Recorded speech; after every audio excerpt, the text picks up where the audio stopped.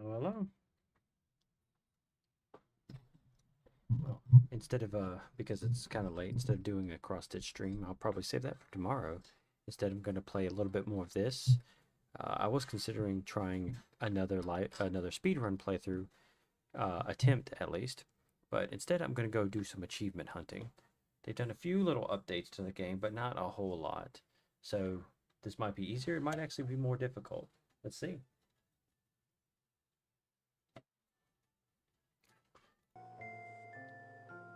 Don't look at my mouse cursor.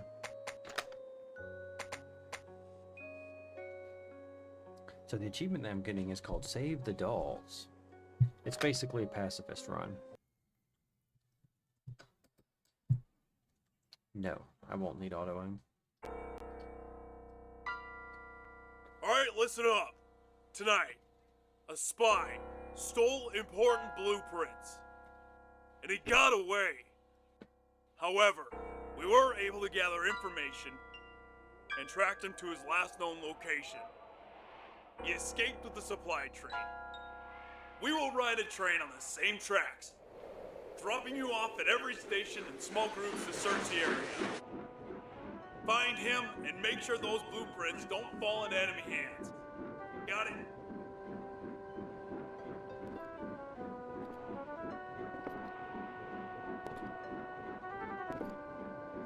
Alisa, the next stop is yours.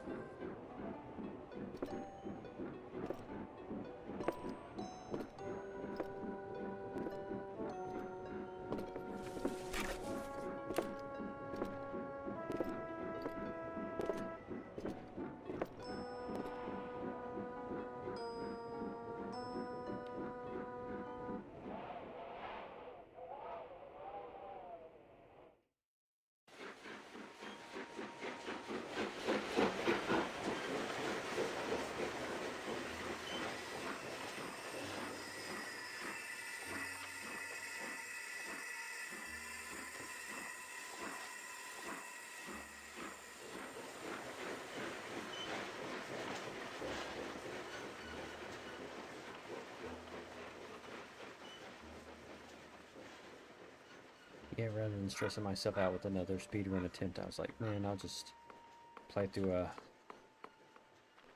try to get this achievement, which is it's kind of a tough one because instead of killing enemies, you just have to pretty much constantly dodge them. Which it's super difficult because it's pretty similar to the speedrun route. Except at least in the speedrun, you can get tooth wheels by killing enemies. And sometimes they do it just so Let's they can check these houses. unlock some See stuff. if there is someone who lives ici. But this one, you cannot kill anyone but the bosses. Period.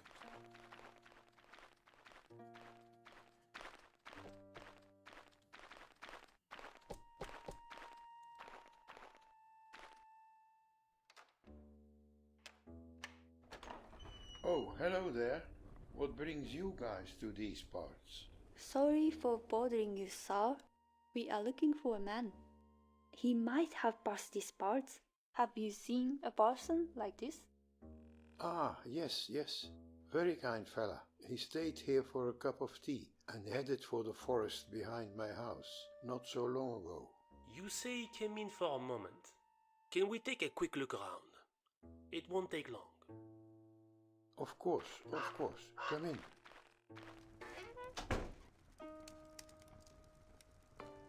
So, are you the only one living around here? Where are all your neighbors? Everyone went to work in the big cities, since factory work was on high demand and granted more work stability. What about you? Why did you stay here? Oh, I'm already too old for that. Je vois. Even the church is abandoned. Yes, exactly. The doors have been shut tight for quite a while now. So, what do you do during the journée? Oh, just some reading, a bit of writing, or sometimes I go for a walk outside. D'accord. I'll leave you to it then. Thank you for your time. We'll be on our way now. Hey, how's it going, Cass? I wasn't looking at my chat, to be honest. I was reading about Dune. Because I love Dune. And I like to read about everything that I like over and over and over again. I still haven't watched the new movies, by the way. I will eventually, but I don't know. I mean, I'm just fine with the book. I don't necessarily need to watch the movies.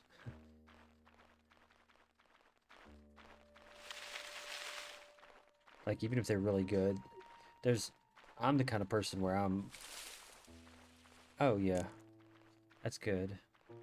I probably shouldn't be staying up, but hey, I finally got done with my inventory. It's him. And it came out super Halt! good. Stop right there. Vite! Let's get him! So I'm gonna be chilling this weekend, that's for sure. As best I can.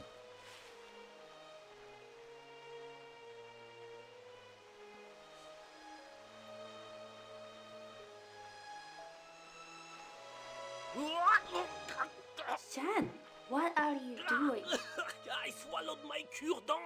Are you okay? Go, Alisa. Yeah, see, I was thinking about doing my You still cross have stitch, it now in my but backpack. we had a lot of stuff to do today Don't worry, I'll catch when I got home. Because, see, the annoying thing about my job is that on Saturday we work from 8 to 4, which is literally only 2 hours shorter than during the week. So we essentially work 6 days a week, 6 full days. And I don't know why, because it's not like that the dealer I work for is busy. It's not. It's actually a small brand, and we get barely any customers. They basically just want us there filling seats, essentially. It's frustrating, to be honest, because everybody knows it's stupid, but for some reason nobody wants to take the effort to try to change it. Nobody wants to sit there and say, I'm not doing this, and just going home.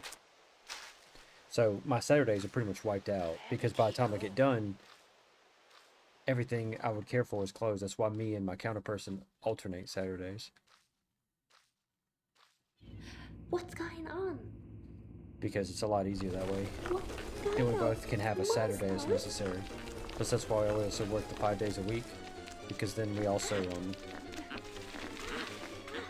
that also ensures that we've gotten enough of our work done where we can easily just take off if we need to.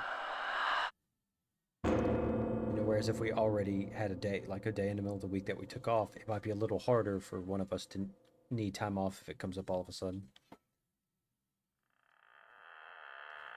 So like either me or my counter guy can one morning just be waking up and be in pain or something and be like, can't come in today, and the place is gonna survive without us. It's one of those things. Where am I? But I think a lot of it has to do with my service department, because What is this? I'm pretty sure they made the I decision, need to get out or of here. maybe one of the prior general managers made the decision.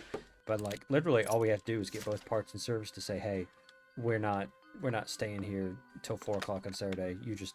We're not gonna do that, because you're wasting everybody's time to do it. I mean, what are they gonna do? Fire all of us? Yeah, good luck. Excuse me. I think if you probably set the dealership on fire, they wouldn't fire you.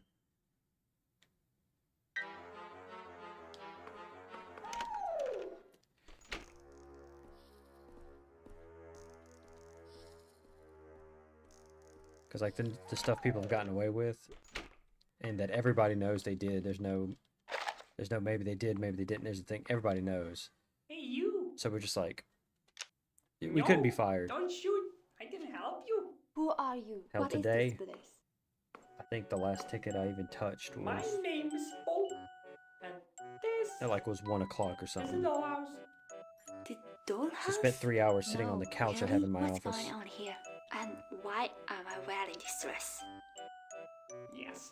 It's not like I have anything to clean Well, or organize, because we've already done inventory, we've already done don't all help of you that with cleaning or organizing. But if you can bring me some tooth wheels, like this one, I might be able to exchange them for some extra firepower. plus, to be honest. Hey, hey, Cleaning is don't only so worry, useful. Puppet. Tooth wheels or nothing. Fine. Oh yeah, has the pain been real bad lately?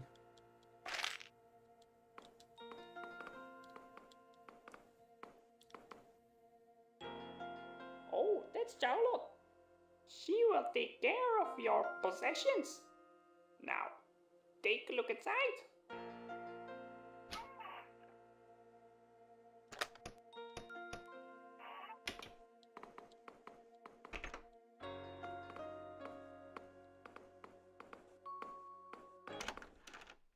Because if it's been bad, I hope it hasn't been too bad.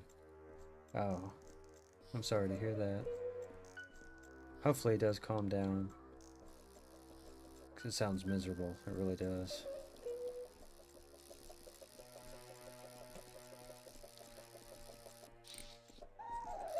Like, I've been lucky where most of my pain has just been my sciatica pain. But that's the good thing about it not being busy, is I was able to basically spend all day stretching it to try to reduce the pain. Because it was actually pretty bad today.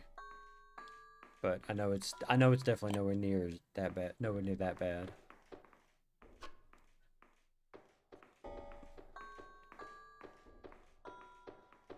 Yeah, because that's like when you're like at least a 7 or 8, if not higher, when you pretty much just can't think of anything. You can just be in pain. Yeah, it's absolutely frustrating. I'm sorry for that. Jeez.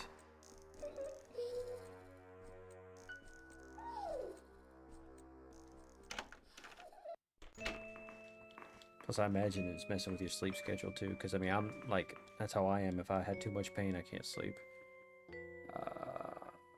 Pieces. There's a... How does the speed run do it? I think they do it like this.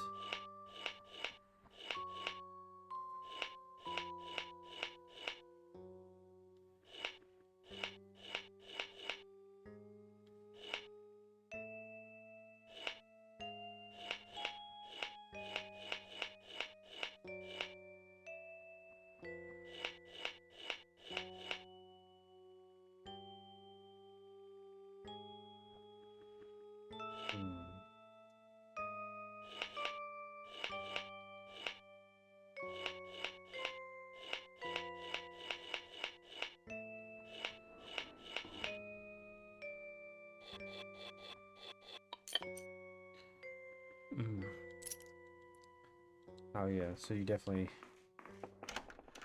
need to at least try to sleep today, because that's kind of how my counterperson is. Oh yeah, the antibiotics are so frustrating, because when they're like really slow, and then when you get really heavy into them, you also start feeling really weird too, because they start messing with your like body chemistry.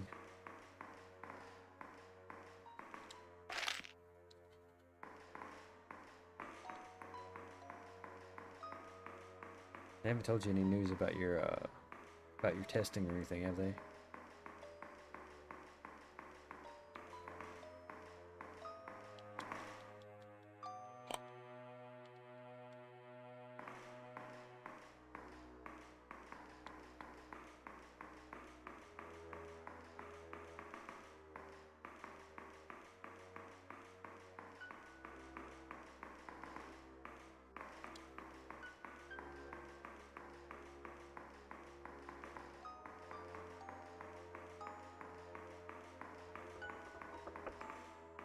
Oh, I see.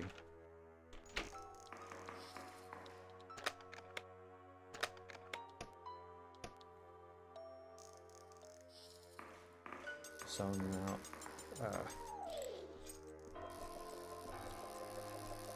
Let's do next. Oh, okay, yeah. Well, I mean, I guess the good thing is if they're not saying something. I guess if they're not saying that it's urgent enough to be done right now, that it might be a good prognosis. Because I would think if it was something like serious or urgent, that they would be like, no, you need to do it now.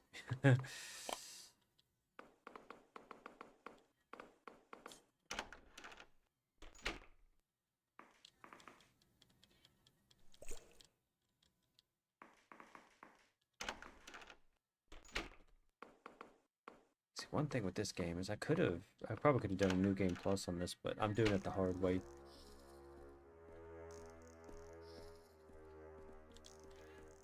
So I'm basically playing it purely vanilla. So far I'm doing good though.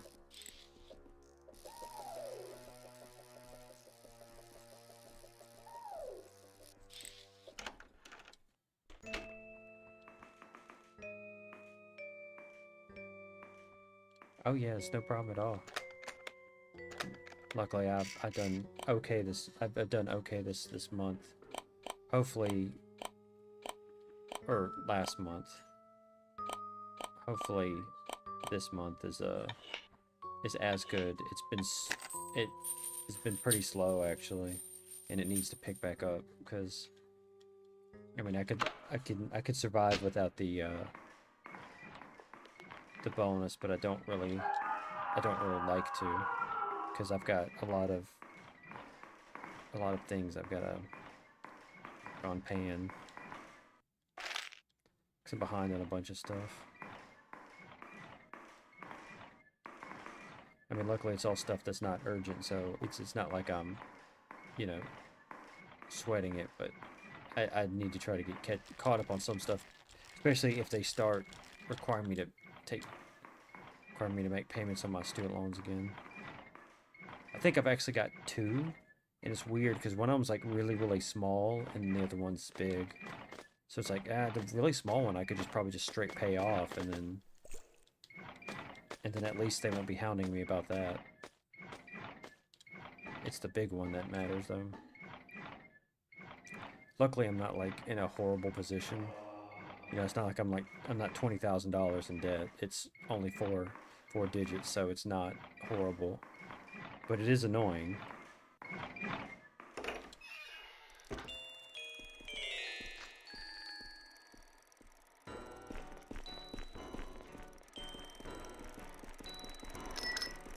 Yeah, hopefully they get back to you really quick. This section is frustrating without the ability to kill these guys.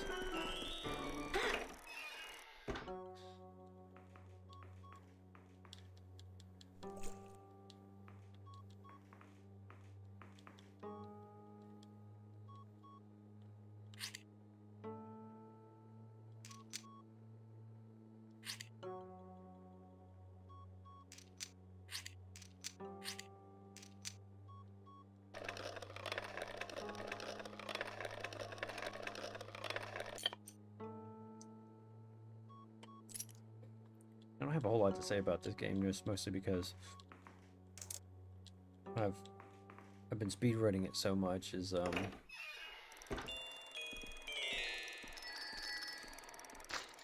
good, I dodged him.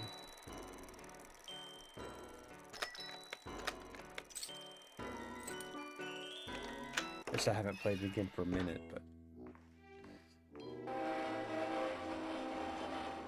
that's been my goal, is to try to get a completed speed run.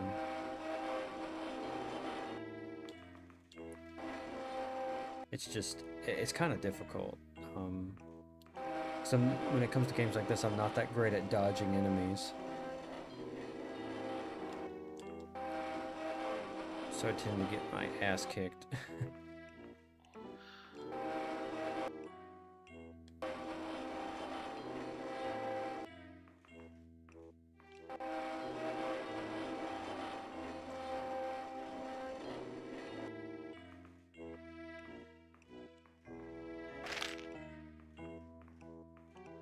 This game is really cool too. Somebody is actually making this style game, PS1 retro style game of Twin Peaks, which as soon as they said something about it, I started foaming at the mouth. I was like, give me the game, you know. Just the big question is, will they be able to fully do it, because this just has inspirations. Twin Peaks, on the other hand, is a big old licensed franchise. Granted, it's not big, but it is, you know how that goes, where you're like, hey, I'm going to put my own time, money, and effort into something and do it completely non-profit, you know. because I want to make something cool for something I love. And then, you know, the very nice and friendly corporations are like, you can't do that. And then you're like, but why? And they're like, because fuck you, you like money. And then you have to stop. There's actually a great instance of this. Somebody, they spent about $100,000, I think, at least $100,000 to make a Star Wars fan film on that they put on YouTube. Put it on there completely for free, no ads, no nothing, right? The money went to making it, right? And it didn't even use Star Wars music. It didn't use anything that was Star Wars. It was all 100% original except for the universe, right? The characters, etc., etc. Well, Disney still hit them with that copyright strike, cease and desist, by claiming that the music was by doing a music claim. And of course, people were like, "What the hell is wrong with you guys? Like, this is what you do to your fans. This is how you treat your fans." Disney, of course, backtracked and they tried to be like, "Oh no, that was I think they tried to claim it as an accident or something, or that someone who wasn't supposed to do the claim pulled it." But I don't know. We know what was really happening. They don't want fan stuff. I swear, YouTube is like, and I'll criticize YouTube all day long because they're the worst about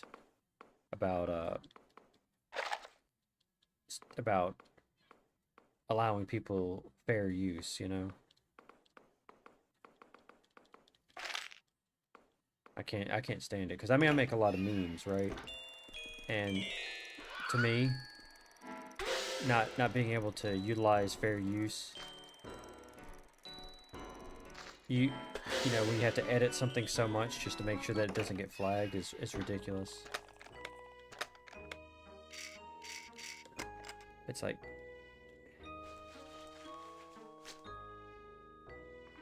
yep. I've heard some ridiculous stories about it. It's like, just let people, you know, let people exist, man. Because I remember actually, because I get a lot of very old videos that gets recommended, and like you'll see this old cute video of somebody and their dog, and it'll have a copyrighted piece of music, but I guess it doesn't get flagged because it was released 12 years ago or something, right? I guess I don't know how their system truly works. But it's like, yeah, see, what was wrong with cool, cute stuff like that? Like, nobody's sitting there and saying, oh, I'm not gonna buy the Sheryl Crow CD because I'm gonna watch this YouTube video about a guy's dog that has it on there.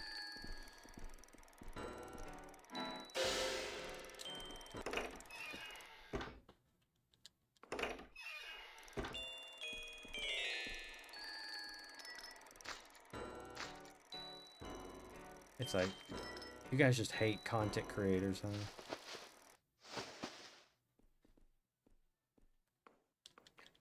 It's like, I think it feels like basically what happened is that once YouTube became really big, that it pretty much just got taken over by media companies and all that. They're like, oh, we can make money off this. And then boom, it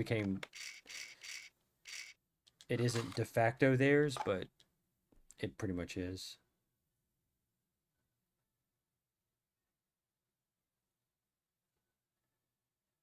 Oh yeah. I always tell people try to fight it whenever you can. Because like it's ridiculous. Even if they're like, oh yeah, we'll still allow it, but you won't be able to do this, you won't be able to do that. It's like, what? Why? Actually, my recent cross-stitch live stream got, because they pulled a copyright claim on one of the songs or something that was playing in the background at one point. So apparently it can't be played in Russia or something. And even though I highly doubt I have a big Russian audience, most likely not, right? It's like, still, what if some Russian dude wants to listen to or wants to watch my stuff? Oh, yes. Someone new has come to have some fun. This guy cracks me up.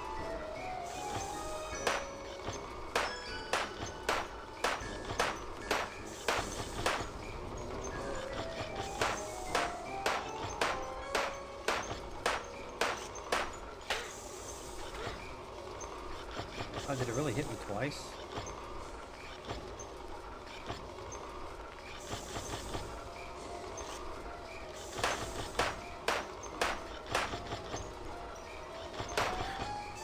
Dang it.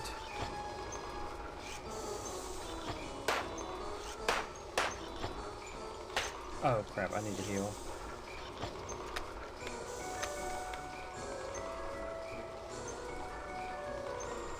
Lord.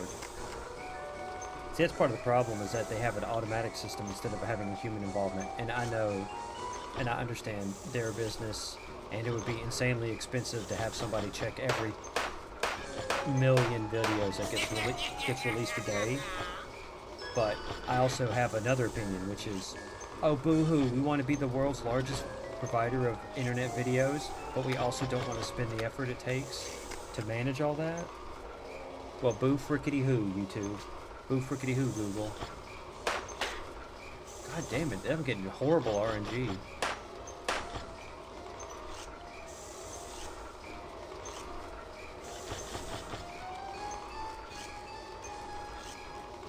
Like, and it's not like I'm like, oh, you know, oh, corporations are evil, but also at the same time, Google is pretty evil. Let's be honest.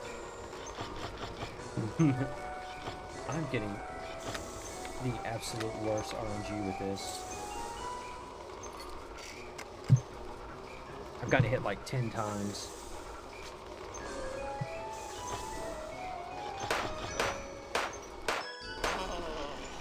Now you're going to pay.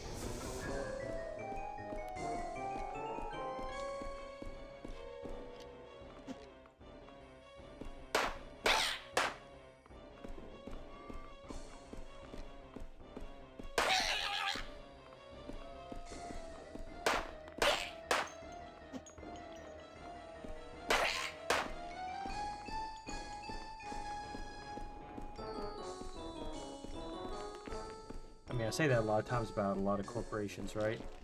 God, no. Like, they want to be like the world's largest of everything. They want to be the pretty much the only company that provides a product, right? And then they also like, oh no, we don't have the resources to do that. And I'm like, well then don't choose to be the largest or the only provider. It's kind of that simple.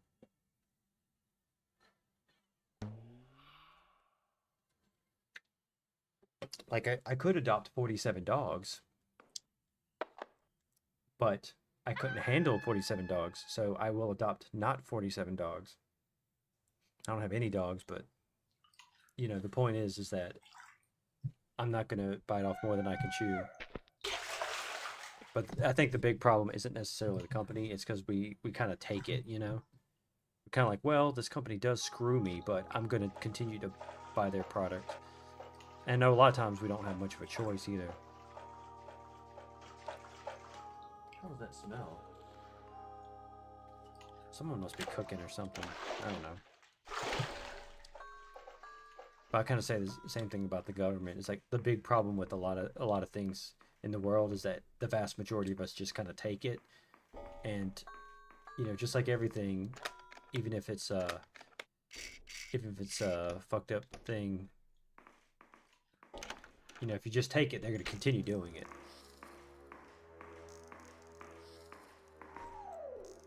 I mean, that being said, I still have a Google phone, but that's because I hate Samsung and Apple. But there is supposedly an option for a different, what do you call it? Yep. That's one of those things, is that you don't want to feel like irresponsible. You don't want to defeated Beer. get a situation Well that might done. make things worse, you know? And even if it makes you feel, you know. Ah! Hello. Now you can bring me your tooth wheels. Yes. What? After you tried to kill me? It's you who killed me. You don't look so dead. I love these puppets. Yeah. Luckily, I don't have to buy any of these.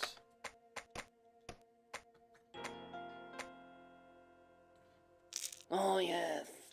I will save, though. At the moment, I'm not going to buy anything because I don't know.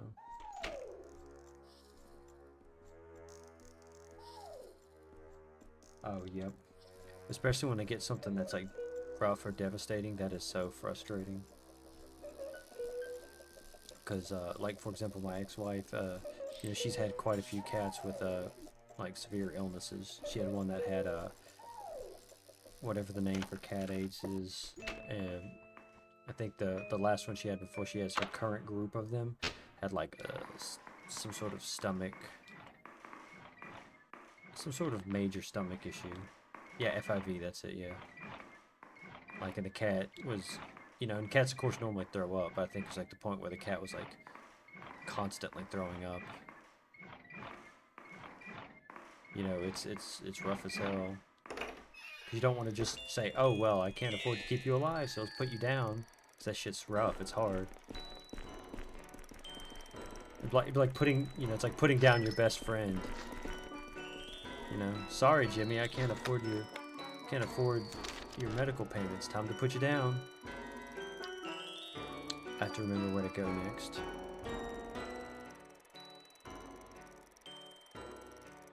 I don't need to go in that room, so I need to go to the right. This part I always forget.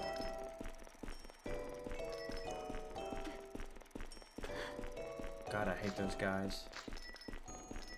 Reset the room, reset the room. Ugh. Good lord, I'm taking an ass kicking.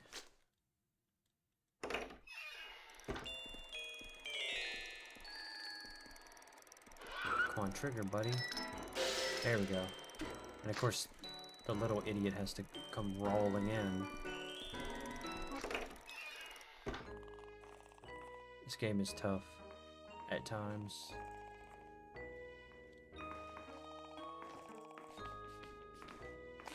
There we go, dodged him.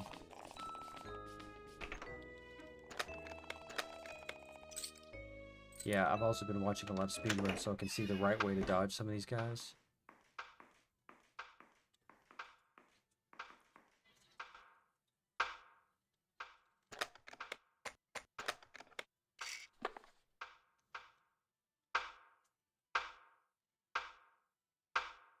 One, 1, 5, 1. I think typically the first number is actually the second number, but I may have missed the first number. 1151. So basically, all I have to do is just figure out which one is the 5. That's great RNG if I was speedrunning, but I'm not. So I've been getting good RNG in regards to the spirit lady that pops up.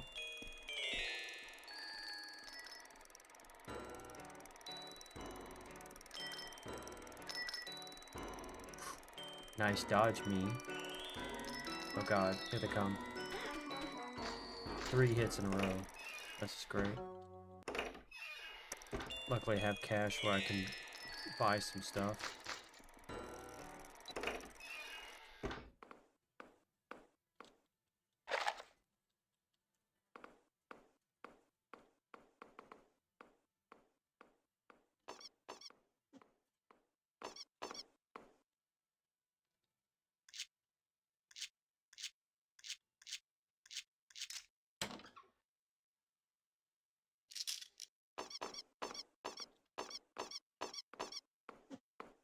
See if I can get these bullets that are here. Okay.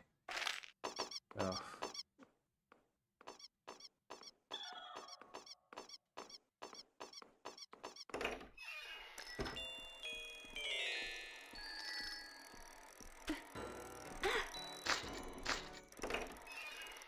Okay, let me regroup because I don't have any med kits anymore. And so I've got to go back to the clock room too. I will say one thing, that this map is fairly simple in this game for the most part. I just have bad navigation ability, to be honest.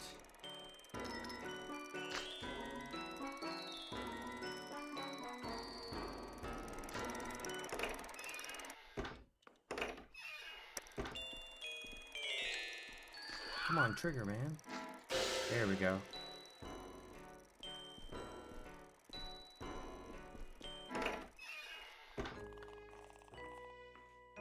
So that's one of the things I'm learning, is how to properly dodge enemies.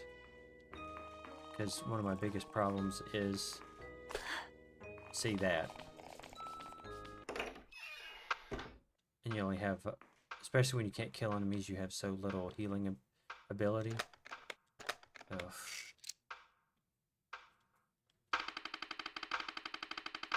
Wait, wrong way, shit.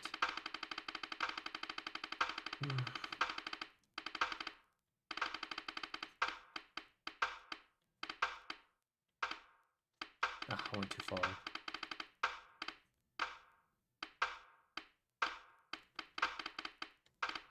Wait, did I? I am absolutely out of it, I guess.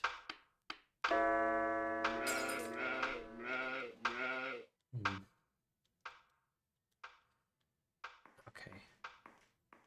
Okay, let's see if I can do this. Oh god, of course she had to pop up this time.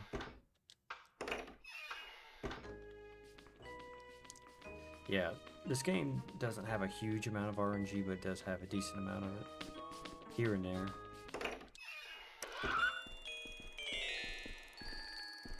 And so you do have to kind of get it good.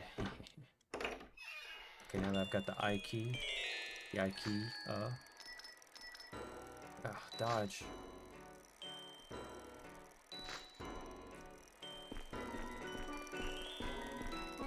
Come on, get stuck on him. Damn it. My hands are slippery. Palms are sweaty. All that stuff. So it should be like about 10, 20 over there, huh?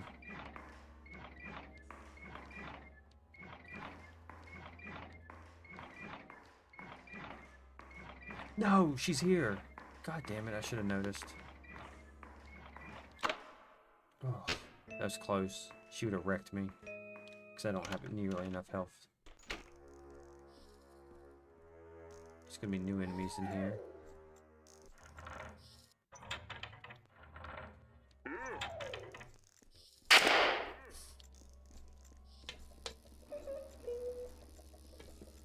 Oh god, she's here. This game is stressful as hell, you know that? It's actually got great atmosphere and everything.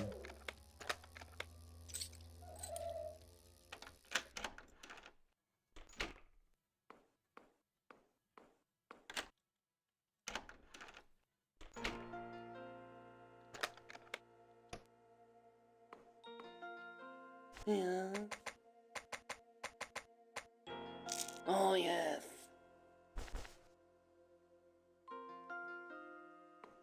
Yeah, luckily I have enough for,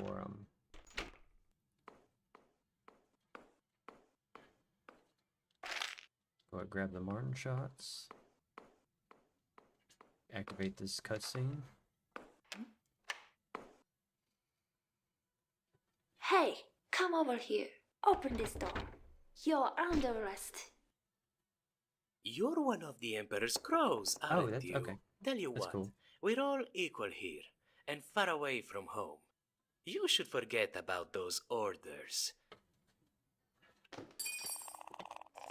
Except for anyone who Looks doesn't like know, you've got company there. this game was pretty much made by one guy. Of course, he had other people helping him develop it. You know, obviously it has, you know, acting and stuff like that in it, to play testing and everything, but, you know, so it's actually an awesome piece of work, and the guy continues to work on it. He didn't just, like, release it and tell us to go, you know, kiss his ass. He was like, no, he puts effort into it to keep it, you know, to keep it running and to fix major issues. So he's an awesome dude.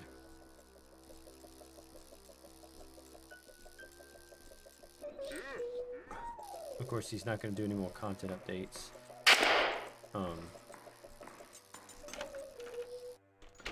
Just, you know, fixes and stuff from now on. Okay, where am I? I was trying to remember. Good. No, I can't do that. Dang it. It's the unfortunate thing, since I can't kill anybody, that means I also can't do the little... There's certain things I won't be able to do that would gain me more tooth wheels.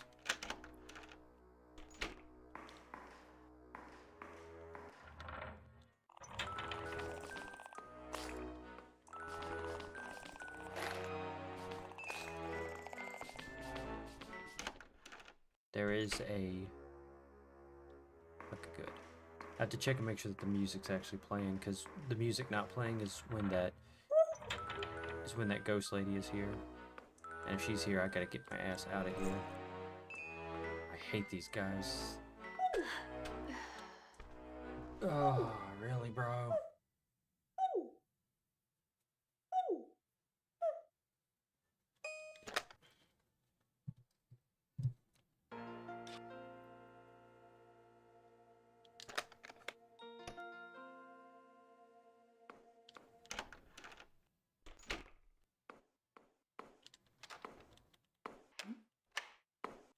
Skip cutscene. Skip. Hey, come over here. Open this door. You're under arrest.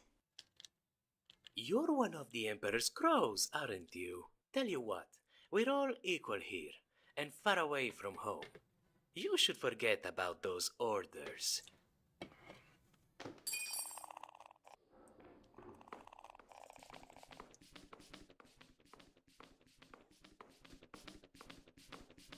Nope. Ah, crap.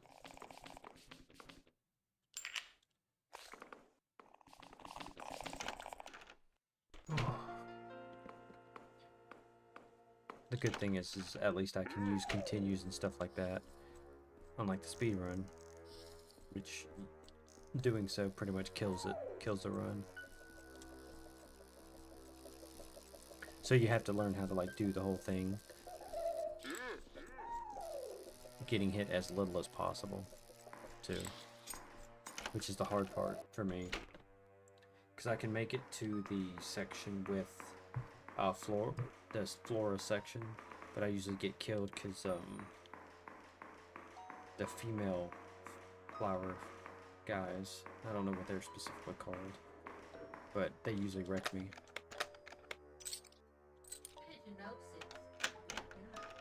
What? Jesus Christ. Rose is commenting that she's playing the Splatfest. Some people that play the Splatoon community have the most ridiculous names in the universe. And it wouldn't be so jarring because, like, when you get killed like that, you die and it's painful and you bleed. And of course, he's lying on my corpse, which is very unsettling, and growling like a Klingon. What was I saying? Anyway, so Nintendo has, you know, supposedly has pretty strict standards on what you can name your character. That's why it's only allowed to have 10 characters and all that. They, you know, they don't want people naming themselves Mike Oxbig, you know, and shit like that. And people have gotten in trouble, including being banned permanently for their username. But then you see insane usernames that make you go, what the hell? And one of the names was Vaginosis. Where it's like, oh, okay. Of course, practically every single match, there's going to be at least one person with something referencing being gay in their username. You know. Which is nothing wrong with that, obviously. It's just... it's a recurring theme, and it's funny because it's like... I mean, people make more references to gay than squids in the Squid Game. And I'm like, I guess it's just kind of the joke of the community, maybe? I don't know. Which I know Nintendo... oh, God. I know Nintendo won't ban you for that, but then when you have like, there are some names that are extremely suggestive, and you're just like, how is that not banned?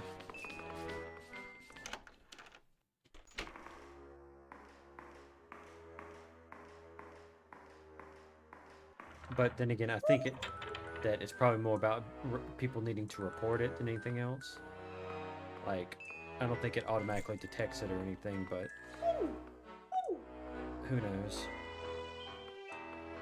I just wish they'd allowed us to have more than 10 characters. Like, I wouldn't be surprised if you saw a name like Squeenus or something like that. You know, for Squid Penis. And you'd be like, how did they get away with that name? Let's see what's wrong with this machine.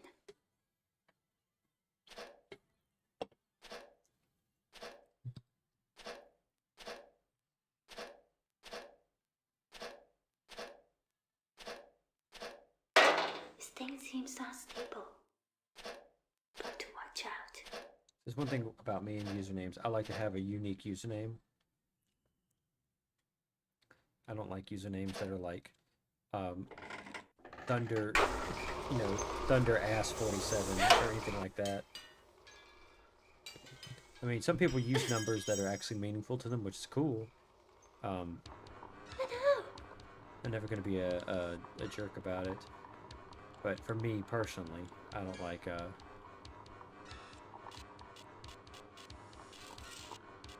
usernames that aren't. Come on. Come on. God damn it. Get in there. Yep. And the time limit on this puzzle is 100% a death trap. I was almost a sandwich.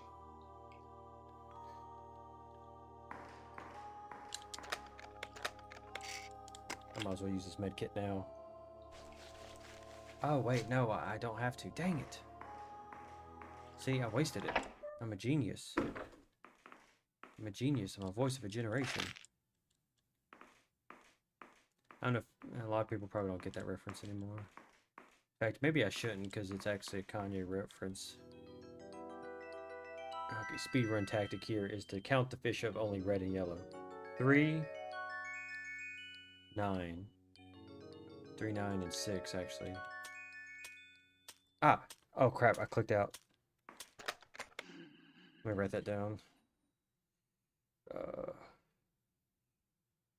9 red, 3 yellow, and 6 blue. But the speedrun strat for this is to only check the red and yellow. There's no point in checking blue because you can brute force it. You can't brute force it until you've seen the fish thing. But you know, once you've seen the fish thing, you can just brute force it then. But if you're doing the speedrun route, you just see the first two and then go ahead and skip to the next two.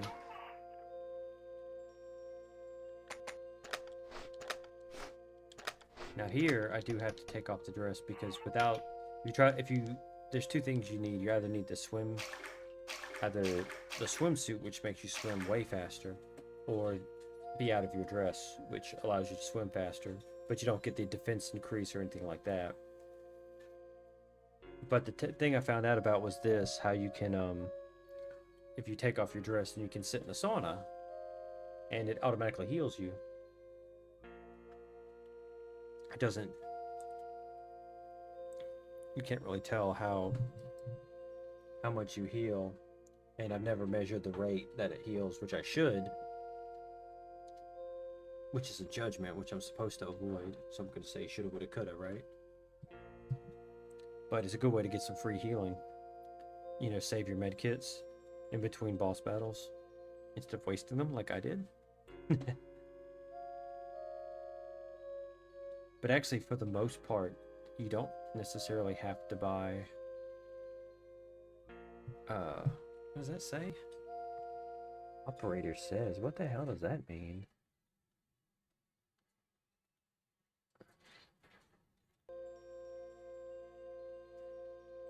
What the hell is it talking about? Give me just a second. I don't know what that even means at all. Weird. I don't know. So many so many web pages want to do weird things with your browser.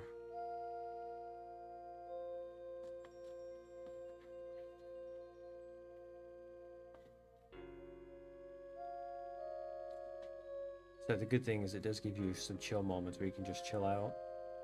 I mean, I use it a lot in normal playthroughs because it's like, dude, it's free healing. It's free real estate.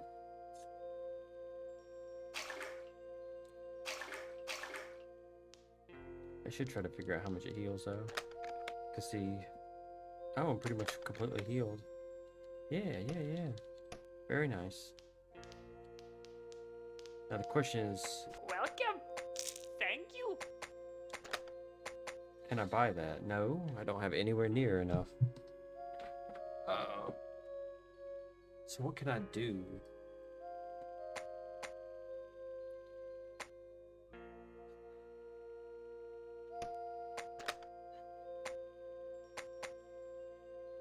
So I could buy that, which will allow me to heal better. Heal, I think it doubles your healing ability. That gives you fast reload and increased defense, but I think your normal duress gives you increased defense. And that gives you a little bit better defense, but it allows you to move a lot faster in the water. Plus the sword is actually crazy useful. In the battle against Flora, having just the sword is 1,000 times better than anything else. And it's just useful in the game. So I'm gonna try it like this. Thank you.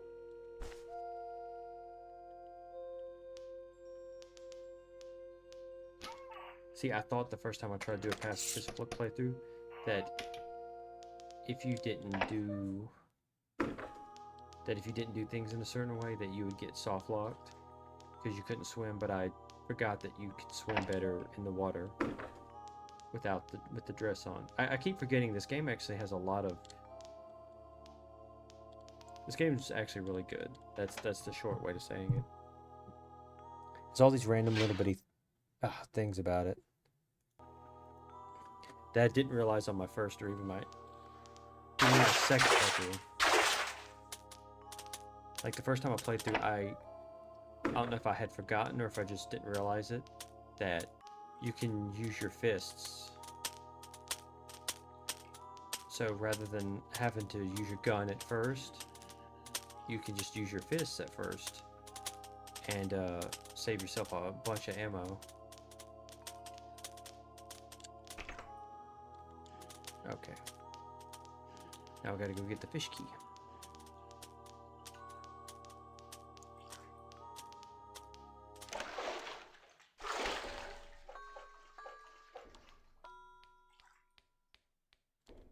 The unfortunate thing is I can't help that one girl, that one doll.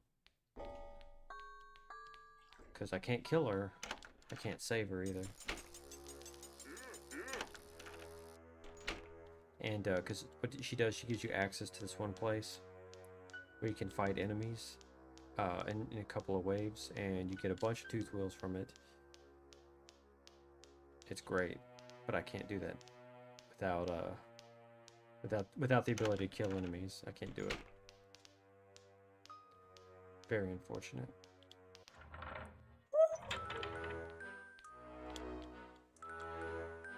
Alright, what was those numbers again? 9, 3.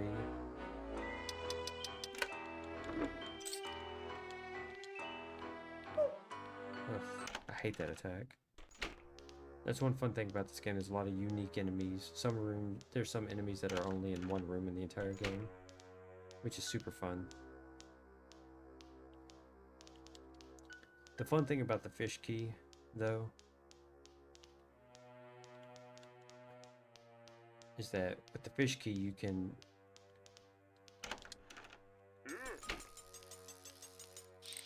this game is actually slightly non-linear, I should say. And that's because you don't have to fight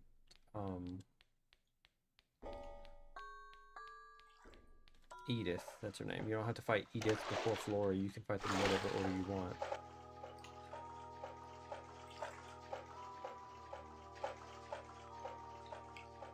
But you do have to go through this scenario with the doll whose name I can't remember. It's something like Elise or something. It's similar to Alisa. But you do have to go through it, either killing her or by doing her little task for it, and you get the book. And then with the book, you can get the key, the tree key. But if you don't, then you have to wait until you beat Edith. You're locked into doing it in that order. And since I'm doing the pacifist playthrough,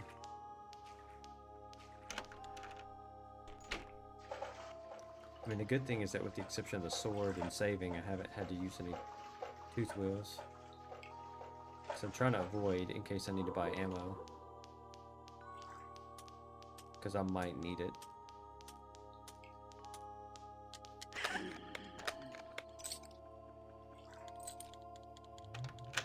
I think I can fight this boss without it though. Ugh. Hate these guys. They are frustrating. And that's part of what that release from grab benefit also is when they grab you, you can get out faster. And this section is tough because it's dark.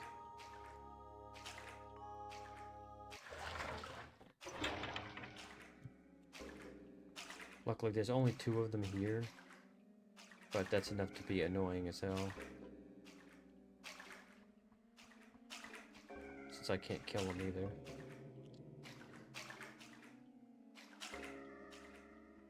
And there's a bunch of items here that you can get.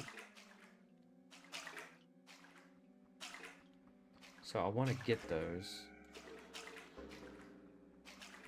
But also not die horribly. Is that gaming in a nutshell? Give me items, but don't give me death. Ugh. I actually started doing a little bit of research on this game. As in, like, personal research. Where I tried to study how many hits it took to do certain things.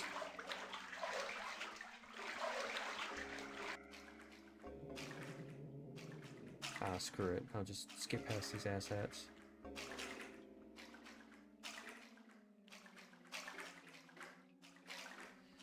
Come on.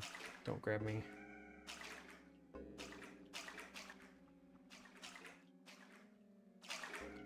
Because, like, I actually am curious from a research standpoint, like, how much damage things like your fists and the sword do and all that kind of stuff. Because you can go to stuff like stats, but it doesn't really tell you anything like that.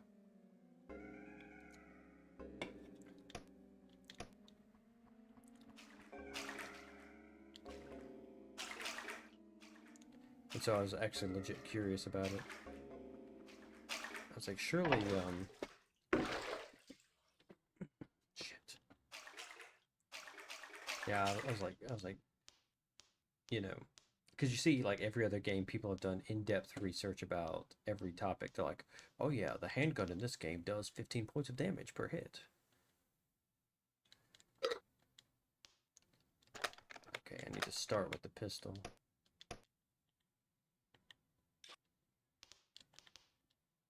.62 rounds, I don't think it's enough, but I also have the sword, so.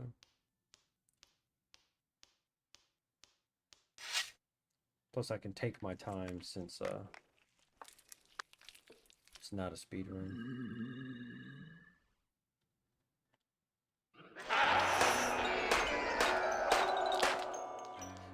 Dodge it, dodge it, dodge it.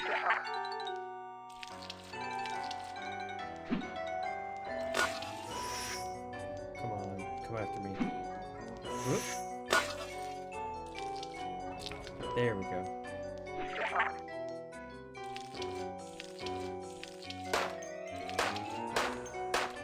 This is the speedrun strat, is to get her stuck in this corner.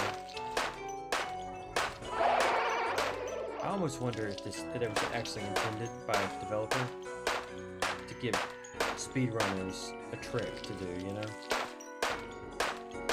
Some single little bitty things about this game feels that way.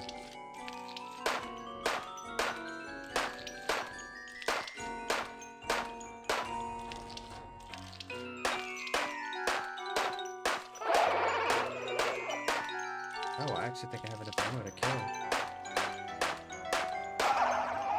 Dude, legendary. Which some people may calling it cheap. It's like, yeah, maybe. And that's all I'm going to say about it. I mean, there's a big difference between like a glitch and an exploit, you know? And I feel like that's more along the lines of an exploit. Get the hell away from me. But again, I feel like it was intended. Like he may have discovered it during playtesting. Or if it was a glitch, he would probably just fix it. Because he stays open with the community and everything. So I would think that if he didn't want people to do it, he would be like, he would just fix it, you know? Unless it's like too difficult to fix, but I don't think that's the case. I think he just doesn't care to fix it because it's a cool little strat. It's not, and I'm sure the average person could possibly experience it, but you know, again, why take away little tricks like that? Because it's stuff like that that makes a lot of old school games really fun, is finding these fun little exploits and things like that you can do. It adds character to the game.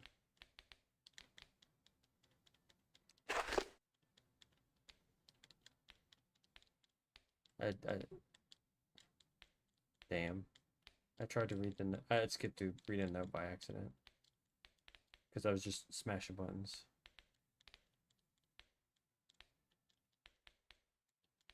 Oh yeah, that's perfectly fine. You gotta take your rest. I'm not gonna hate on you for that. So you know, get your rest and I hope you have a good night. I think my game is glitched. What the hell? Let me click out of it. Let me get you guys to hold on for a minute.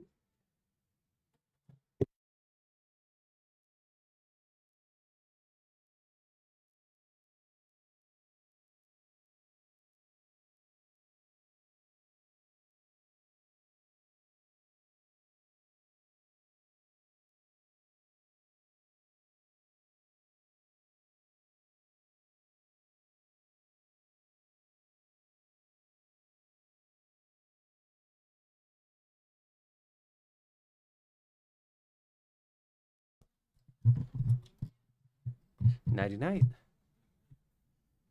Okay, all right.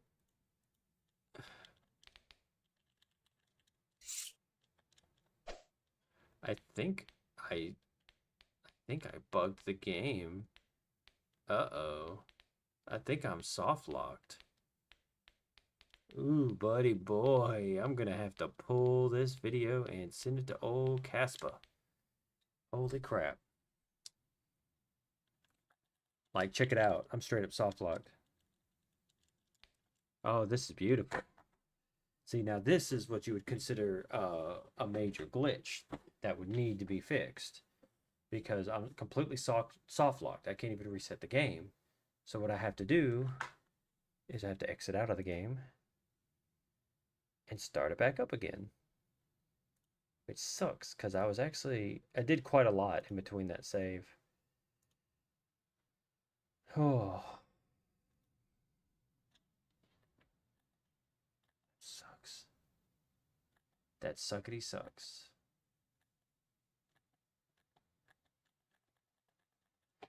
Let me adjust my settings too, because my bit rate is still too high. Where the hell's my mouse at? Settings. Output. Yeah.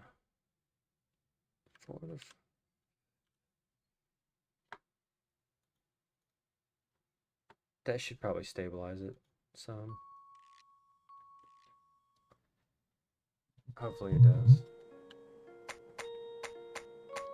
Settings, game settings.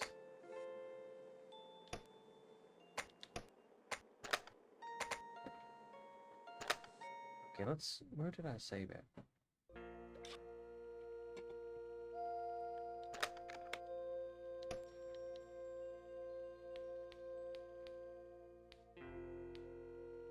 Saved it before.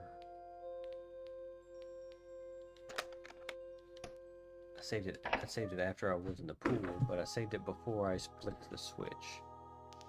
So, the piano puzzle should be the same. Because this game, for puzzles like that have codes, they generate when you look at them. So until then, it does not have a code, which is why you can't brute force any of them.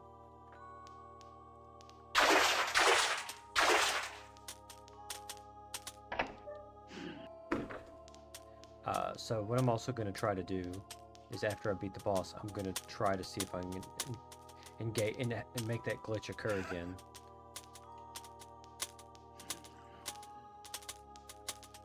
And I'm just going to go straight through the maze too. There's no point in trying to get hit. There's no point in trying to do that. God, they do a lot of damage, don't they? Yeah, but I can always sit in the pool again.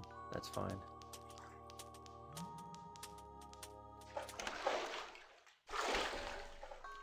Again, that's one of the things that makes a standard playthrough, is that once you know about the bath scene, or whatever you want to call it, you can pretty much just do that every time you need to heal. It makes the game way longer, but it's a good way to sort of save your healing.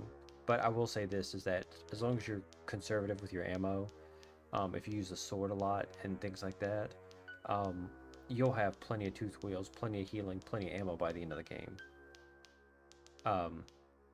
There's lots of ways to make the game, I wouldn't say easy, but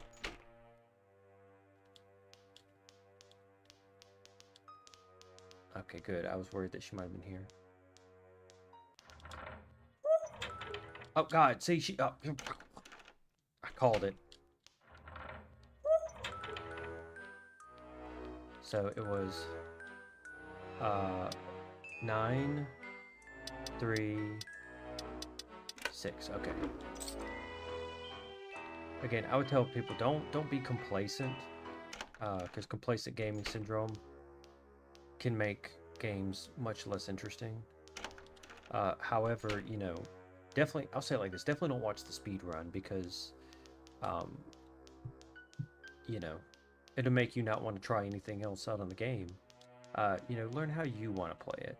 You know, there's a variety of different things that you can buy in the shop. You know, don't just play it to beat it. Play it to experience it. Especially because there's multiple endings too. So why be boring? I'm not saying the speedruns are boring. They're very entertaining. But just because there's this one specific way you can play it doesn't mean you have to play it that way.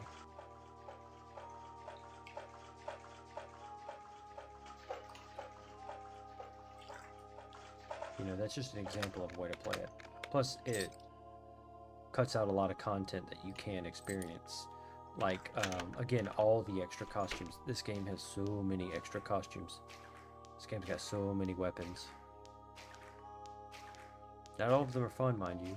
There's one really good costume, though, that you can get, but you can only get it on a New Game Plus. It's a costume where you basically are a winged demon, and you can throw fireballs for instead of a standard melee attack. It's pretty cool. I think I should do a playthrough of that.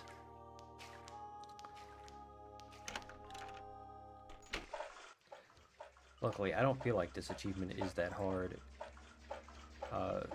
It does become a little frustrating because there's hordes and hordes of enemies, and then there's this freaking specimen. Oh, I should have paid attention to the lack of music. Luckily, she can't go upstairs. Maybe she's Maybe she's like Charles Xavier. She's like handicapped. So she has to get like a special chair or something. You know, those are hover chairs.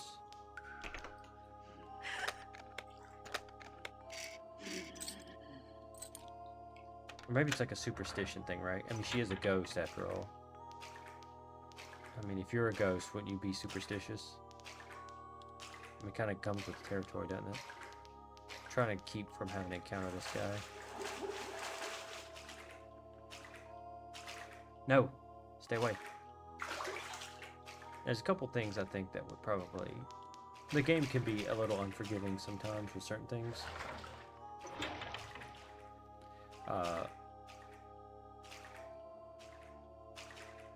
Again, this plays much more like an older game, where they don't spoon feed the mechanics to you.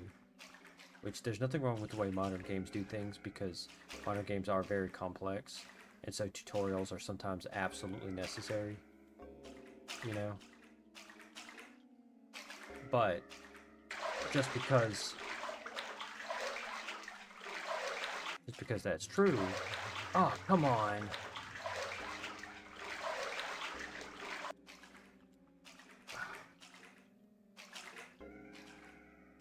Doesn't mean it... What was I saying? And just because that's true of modern games doesn't mean that, you know, this game... God damn it!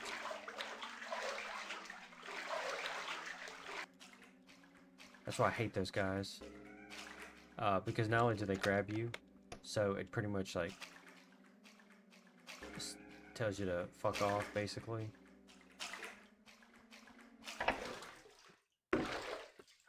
Shit.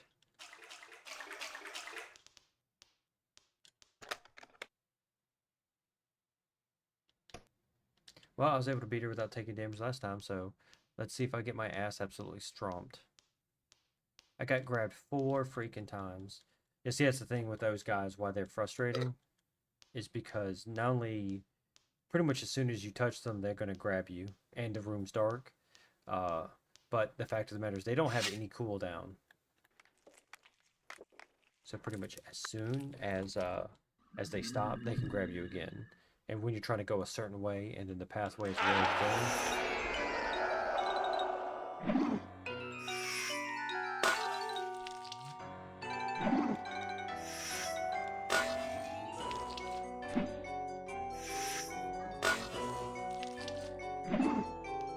come this way. There we go.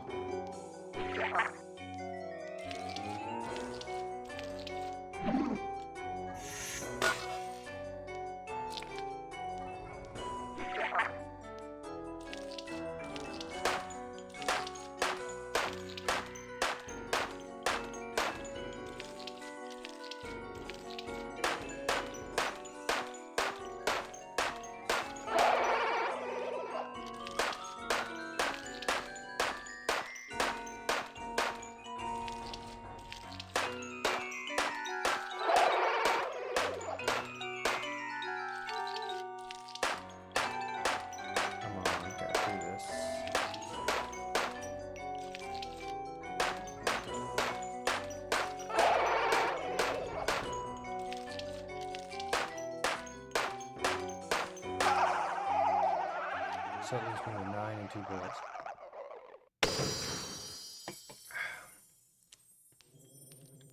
Actually, there's no reason not to save here, because they give me a buttload of tooth wheels. So I might as well go save and heal anyway. See, it gives me... See, I now have 34, so I have enough to buy the Lewis machine gun, which is a great weapon.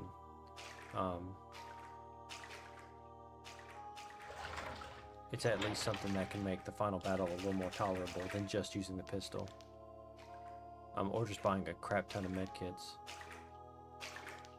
Which way are you going, buddy? As long as I don't get grabbed, that's all that matters. That's all I'm trying to avoid.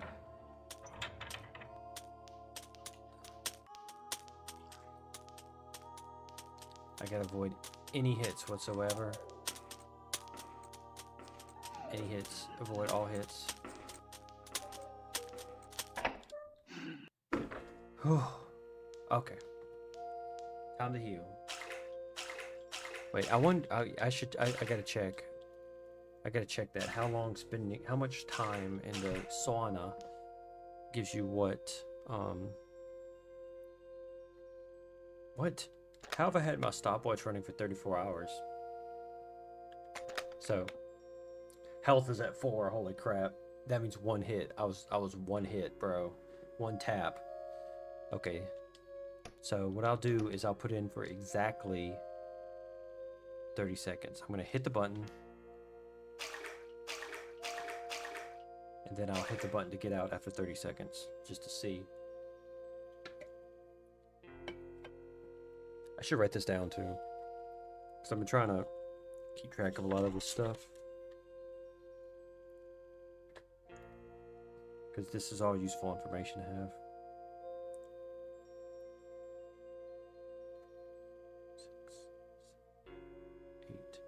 9:30.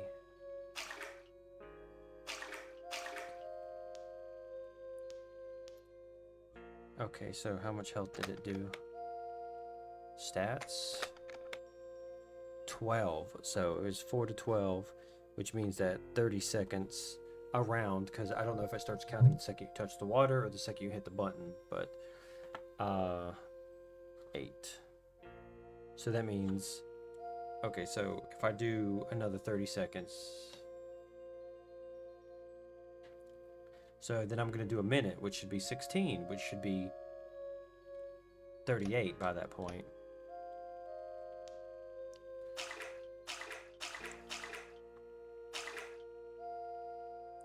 Oh, I've got to talk to my friend while I'm doing this.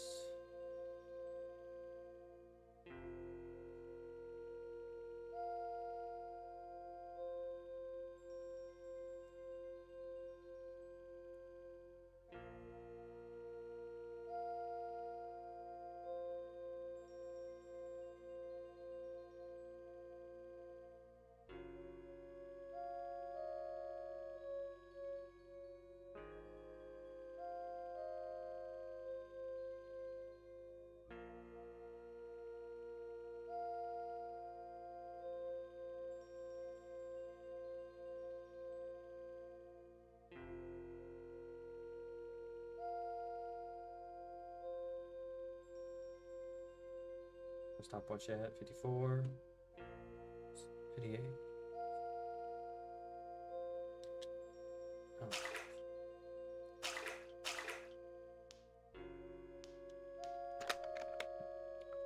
Oops, wrong button.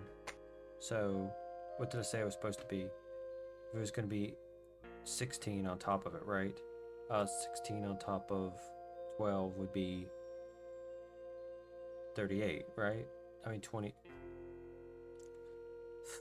Let's see what it says, right? 31, right?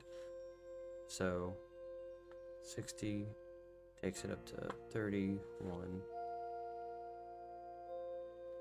So an extra. I'm a little drunk. Not really.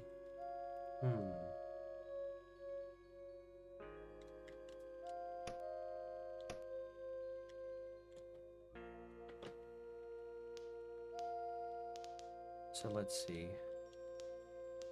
Let me do a different. So 60 took it up to 31. 12 to 31, I should say. Do 4 to 12 for 30. 12 to 31. So let's see.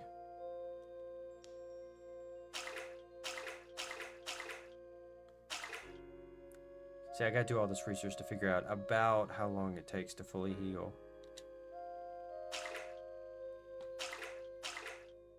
So I'm also doing a little bit of research along with this. I mean, I might as well make use of it, right? The time I'm spending fiddling around with this. So 10 seconds equals about 2, you know, which 30 seconds to 8 is... So I think it might start from the second that you touch the water instead.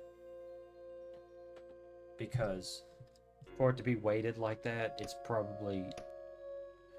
So let's try this again. I'm going to start it when she touches the water.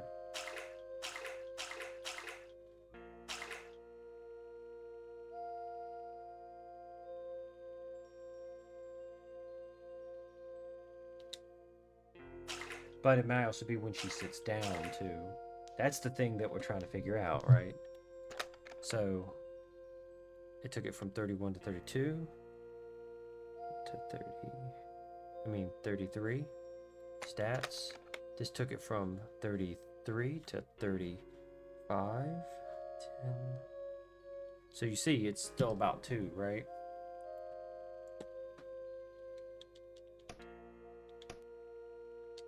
Okay, so what we do is I'm gonna wait till she sits down and then start the timer.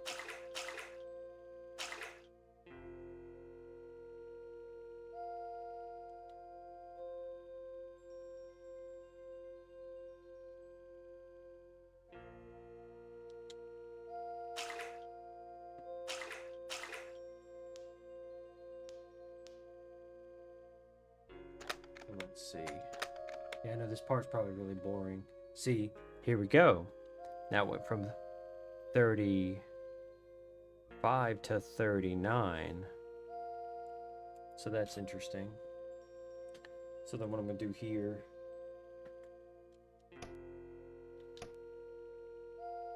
So theoretically.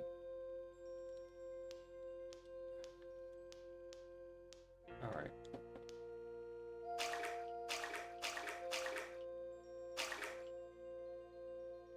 I'll do 1 minute from sitting down.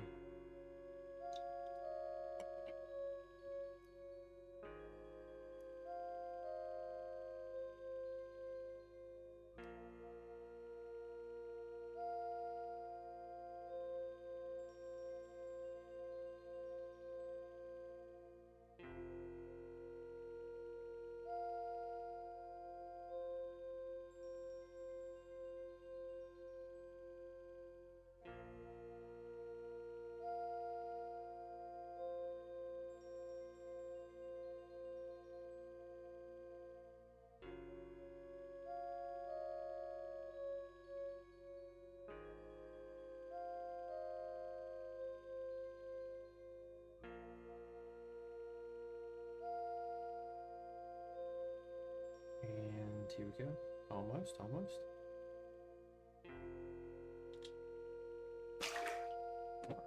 Let's check it out. So because it's been a minute, it should be around 79, 80, probably. I mean, not, yeah. So let's see, 60, sit, 39 to 59. So really, a minute's about a fifth of your health. So I would wager that. So yeah, so if a minute is 20, is about 20 health, then 5 minutes will fully heal you. Which seems pretty reasonable. That seems like a good roundabout number to sort of base it on.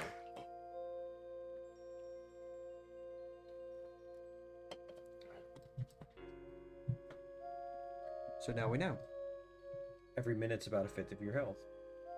And 5 minutes is your full health. So right now I'm at about 60.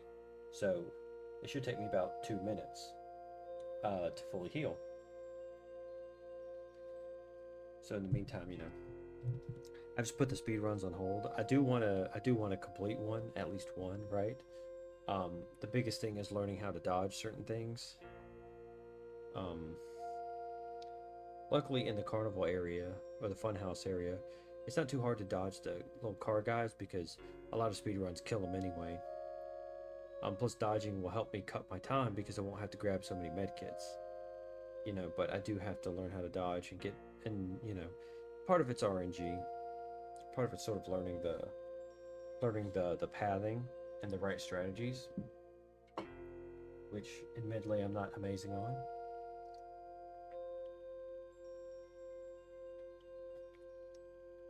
I mean, as you can see, up to this part, I could do it just fine. But once you get past that, it gets a little wonky. I mean, of course, I'm still not perfect at it. I'm getting better and better at the game. And it might be too soon for me to start. Considering speedrunning, but hey, you might as well get started sooner, right? Because I haven't unlocked everything, which is another goal of mine, is to play through the game, multiple times and unlock something new every time. Because like one of the things is the little tooth disc. There are 3 doors in the game that you can unlock with it. You can only get one per playthrough, and you can only unlock one door and get what's behind it.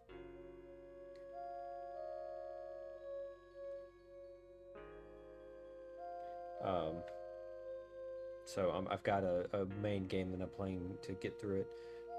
Then there's also all the endings too. To get ending C, it takes you have to do certain things to get ending C. Most of the time, you're gonna get ending A or B.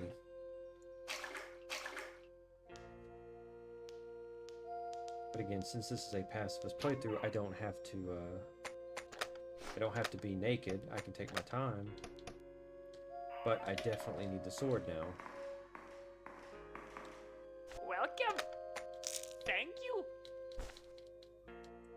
And again, because I'm not going to be killing any enemies, I can just trade. Now that I'm ready to go out into the universe. Welcome. Again, I could always spend the money to get the better dress, to get more defense. I guess I can't buy the, I guess I can't buy the rifle, huh? So I'll save. Again, it's not that bad. I think that the sword is the best weapon in the game, to be honest. In my humble opinion, as they say. Like, once you learn how to time your attacks and to block, then the sword pretty much becomes the best weapon in the game. Because there's a lot of enemies it's really good with. In fact, the enemies that I would say that the sword isn't the best with are people like those glass ladies, whatever they're called. And that's because they have sectional based damage. So if you destroy one of their arms, they start hitting faster with the other arm. If you destroy their head, it doesn't stop them. They start moving faster. You destroy their legs, they start crawling along the ground. Okay, let's see if I can try this.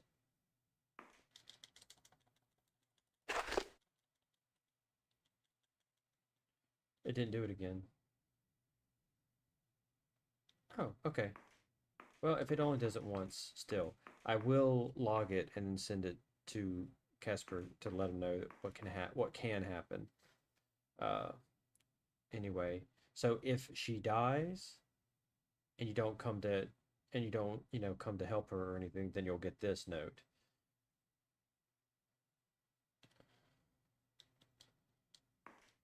Of course, if you're doing a normal playthrough, it's definitely a good idea to help her out. The enemies that you fight are not too difficult, and you can easily kill them with your sword, and you'll get a lot of tooth wills for it. So it's a great way to be able to, you can be able to use it to buy weapons or ammo or armor or whatever, and make the game easier. Of course, the fun part is after the Flora fight, then you get to a section where you don't need any ammo or anything because of the way the boss fight is. And again, if you haven't played this game, I highly recommend it. This is not where I want to go. I just want to reset the room, I guess. See, the game gets gradually more and more and more enemies.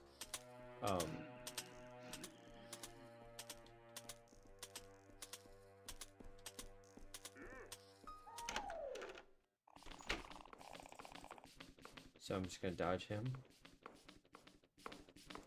Now here's another speedrunning trick. Now, when you go to use the book, what you do is you hold up. Boom. Yeah, if you hold up as you press to enter the book, and then press the action button once, and then again, after letting go of up, then what happens is you gain the ability to basically skip the puzzle. I would recommend trying it your first time though. Don't do like me and speedrun skip. I'm just doing it because I have to get practiced on doing it so I can do the speedrun. But if you don't have any interest in the puzzle, it is a fun skip. And I really do think that he probably intentionally put stuff like that in there so that speedrunners can have a way of avoiding, so that speedrunners can have a way of, you know, speedrunning, doing what they do. Ugh. I remember when they added those guys. That's one thing about this game. They did add a lot of content from when it first released. And this is another puzzle that can be beaten easily. So you go to 4, left, left, right. But still, the first 2 times I played this game, I took out a piece of paper, I wrote down what they each did, and then I slowly fiddled with them.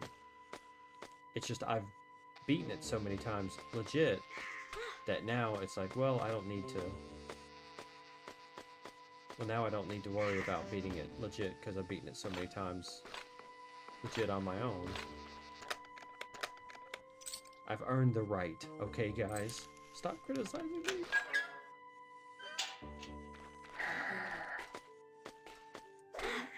Ugh, she hit me.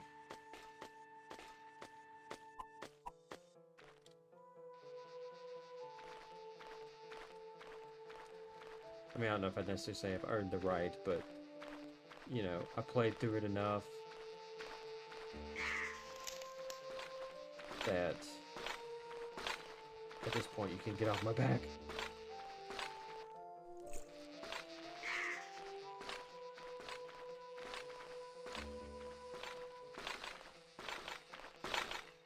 You should respect my right to take shortcut strats.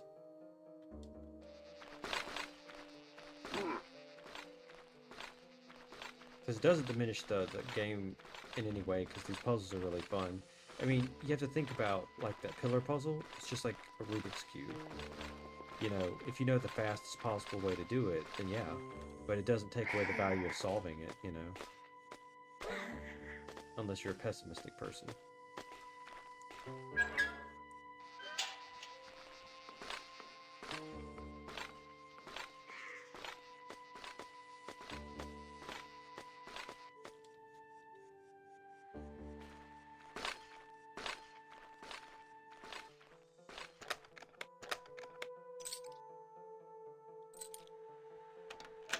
I'm also, another reason why I'm doing this playthrough is so that I can learn the specific strategy of this area.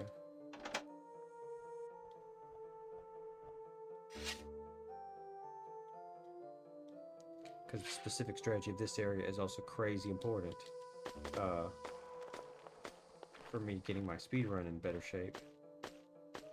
Because I don't need to be going back and forth and learning and mixing up what I'm supposed to be doing.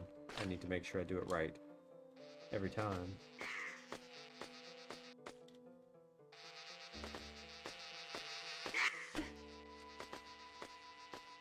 Otherwise, I'm wasting my time.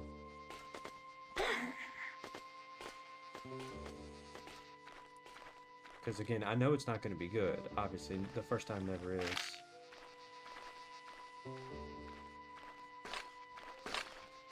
But the point is to complete it, right? But as much as I can do it correctly the first time is what's important. Not what's important, but I'm just saying stuff.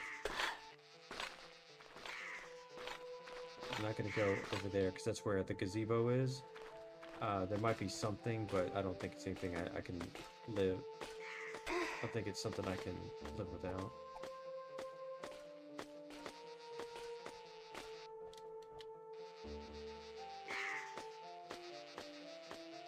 So now, of course, what I could do is use my medkit. But what I'm going to do first is unlock the path. Then I'm going to go to the sauna. Because again, I am almost dead. Holy crap. Anyway. I don't have enough to be able to buy that little tooth thing to get the rope to be able to take the shortcut down to it. Unfortunately.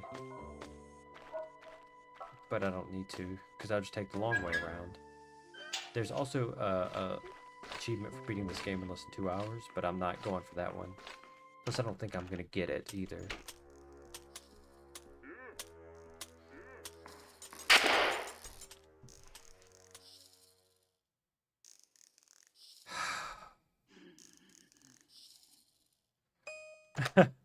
Did you see that?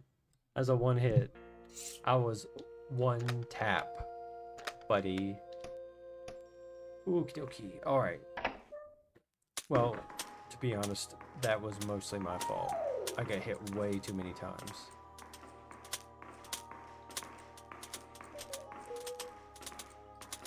And I was about to have to go through all this crap again. Just to heal. So the fact of the matter is that I probably wasn't going to make it anyway, so.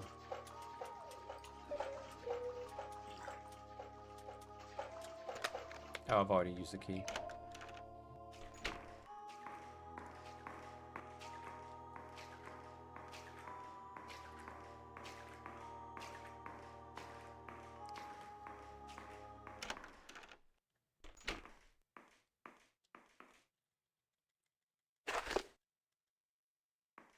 No soft lock. Damn.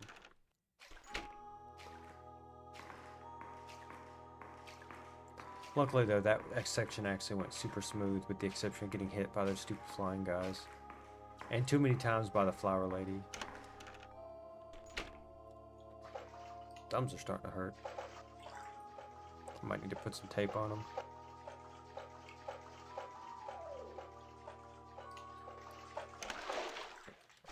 Let me wrap my stuff real quick.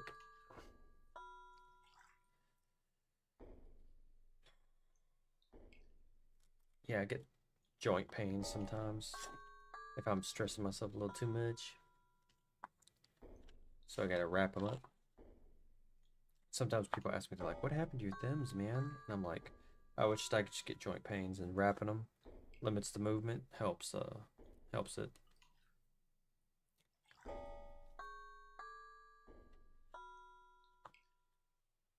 Wait, I did take 2 Tylenol today, didn't I? Okay. Maybe why my sciatica's not hurting right now. I straight up got sciatica. I actually have to spend a lot of time stretching on days when it's really bad. It is painful. That's what I tell people.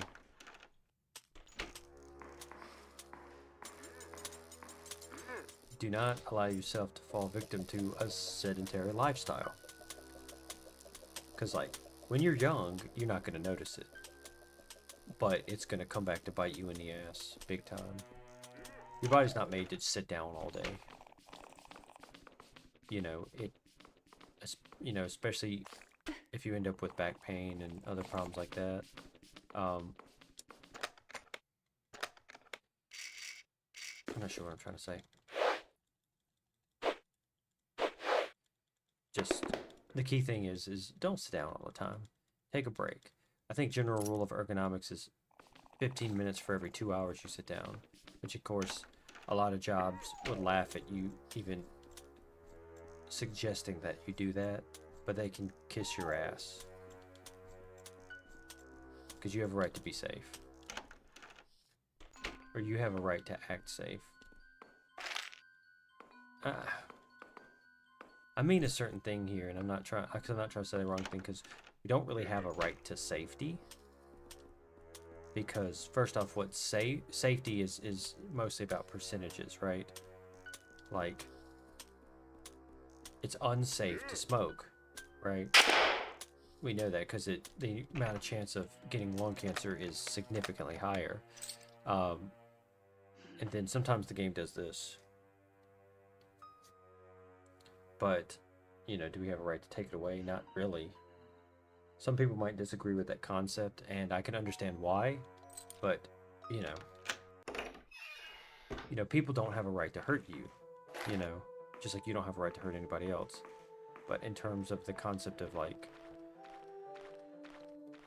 you know, concept of being and feeling safe are both really vague and subjective concepts. That's super hard to make a law about, you know, because what one person feels safe about, another person does not. Not to mention that's also a big rooms for abuse.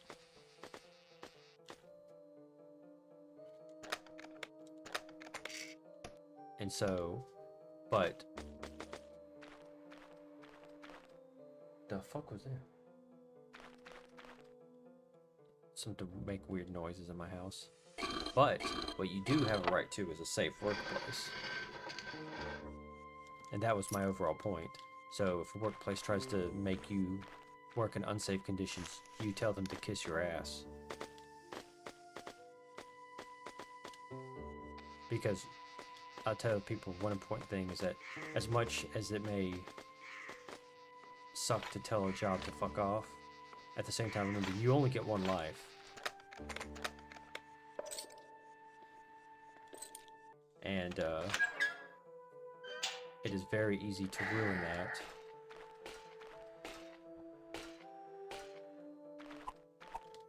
Because of jobs trying to force you to do stuff that you shouldn't be doing. Because they might be like, oh man, go do this unsafe thing. You tell them, hell no. And if they say, you do this unsafe thing, you're fired. It's like, better fired than dead.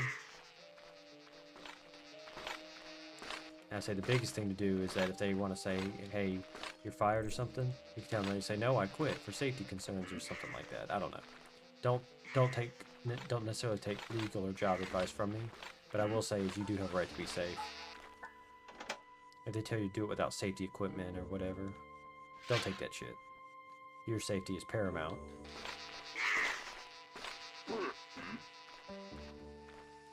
Because again, I know plenty of people that have gotten hurt, injured, and killed on the job. You know. Because, I mean, you're not there for funsies. You're not there to as a charity service. You're there to make money. And they want you there to make money also. You both are there for the same reasons. So let's just keep it professional, right?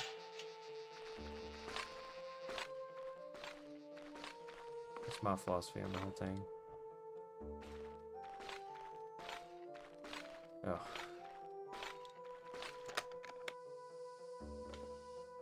Okay. Kind of zoning out. Because I started thinking about stuff. Yeah, I have a friend of mine who got hurt. He had a major back injury on the job. It took him a lot of effort to get both workman's comp and temporary disability for it. Because that company tried to give him a lot of shit for it. And it's like, dude, I got injured on the job doing what you told me to do. It's absolutely insane. Especially worse, and of course, you know, a lot of times you have issues with like store managers, general, or you know, district or regional managers who want some weird power trip thing. It's like, dude. Okay, good. I've gotten hit so few times that this isn't actually that bad. I'm not gonna say that jobs like that are you know, worthless, but there are some people in those positions that some of those positions can easily be done comparatively, and sometimes people act like that they're the fucking president of the United States. It's like, no, bro, you're the regional manager of a McDonald's or whatever. You know, you're not impressing me with that. Again, no hate on McJobs, because some of those employees work their asses off big time. And I respect that. I respect any hustle. Like, however you make your money, be my guest. That is your prerogative.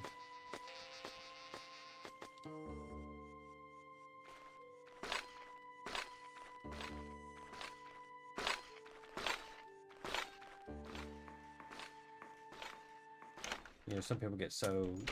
Now, I've gotten angry at customer service people before for, you know, general incompetence. Oh, crap. How am I going to do this? Because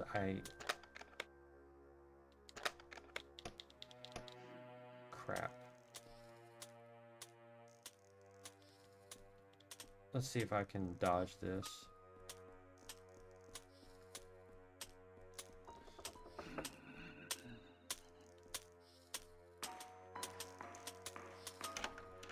I know this isn't the right door, but I do generally try to do my best to make their jobs easier. Because I know it's hard as shit. I've done plenty of customer service. I hate customer service. I still have to do it in my job, but it's not customer facing, so... And we just don't get that much, we don't get a lot of customer interaction. And I do my best to try to help the people out too, because I also think that if you can do customer service, you know, you generally try to make it easier on them.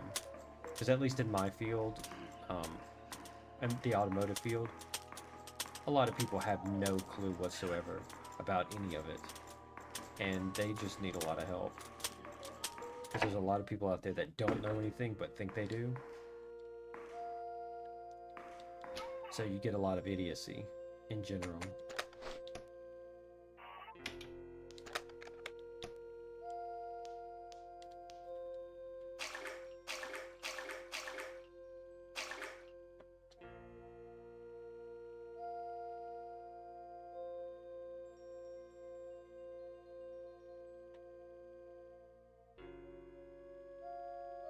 It's actually super relaxing music too. It's pretty good. It's very reminiscent of the Resident Evil save room music. So it's pretty chill. This game can be really stressful at times.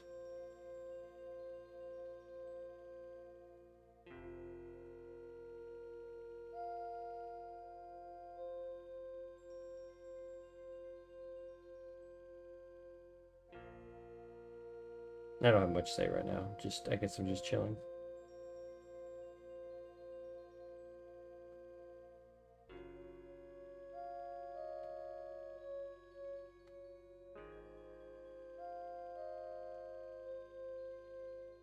I'm not even timing it. I'm just chilling.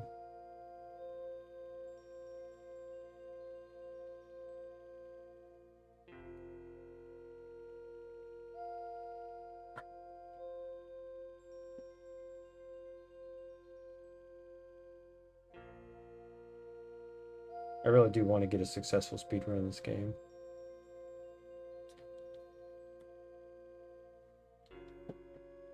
I just like this game so much. And I guess I want to try different things. If they eventually fix that one glitch...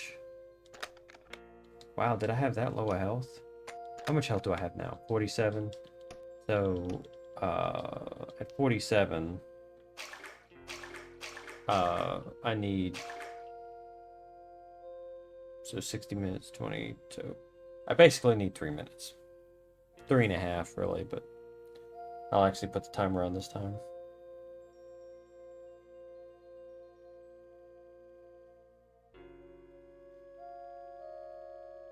But I also want to do a melee only. I mean, not melee only. I want to do a fists only playthrough. Which it is entirely possible. Because the way the game is designed, you can fight every enemy with your fists only. Including Pierre. You have to get close enough to his machine, but you can punch it with your fists. Your fists do very, very little damage, right? But it is possible. The problem is that if you do a melee attack, I think at the same time that you get hit in that battle, you get soft lock for a minute. Or you get basically a glitch happens, right? So it prevents me from being able to do that. You know, I could make it a everyone but Pierre fists only run, but I don't think that'd be as fun. Like, to be like, oh yeah, we're gonna do this.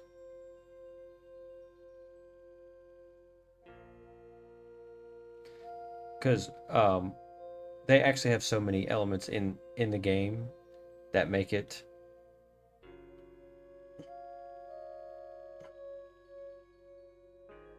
Yeah, they have so many things in the game that help you with conserving ammo. Like in the Edith fight, she throws her trident, and so when it gets stuck in the ground, you can pick it up and throw it at her. So you don't have to use the gun. Even it may be really hard to punch her, sure, but you can just run around and throw her tridents back at her. It might make it take a long time and it might be difficult, but that's kind of what makes a challenge run, right? And I don't know how Flora responds to you being unarmed. With a sword, she'll offer to fight you sword to sword, but with just fists, she might play normal? Or I don't know. Because I don't know if you could block her attacks using your fists. That's kind of the million-dollar question, isn't it?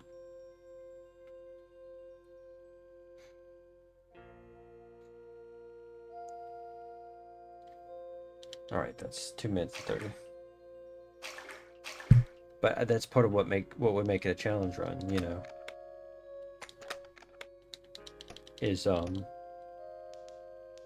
trying to see if it would be trying to see if it's possible to beat the entire game with just your fists. Reasonably possible. Of course, in terms of armor, you can always get, and I do mean purely fists, so none of that new game plus using the fireball stuff or the special, or any of the special attacks that you can get.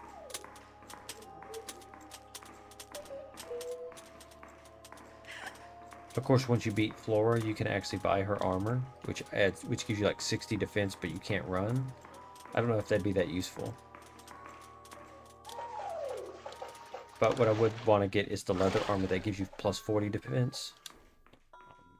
But then again, also having the healing armor could also be really useful.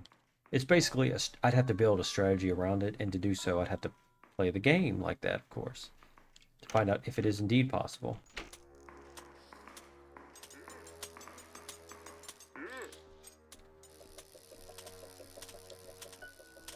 So I'm going to save it really quick.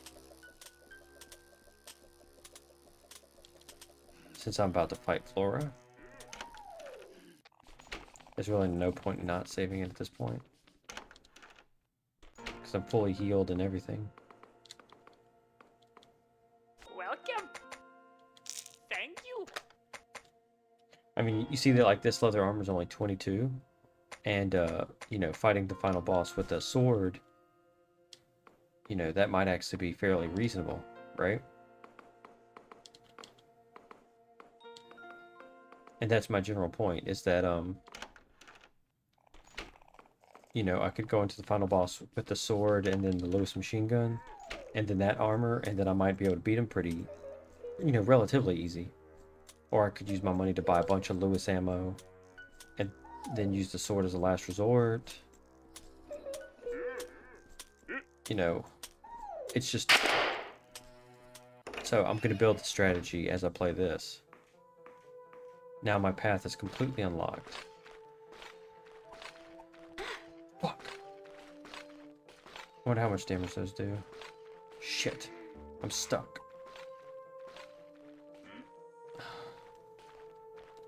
I'm bobbing and weaving like a sumbitch.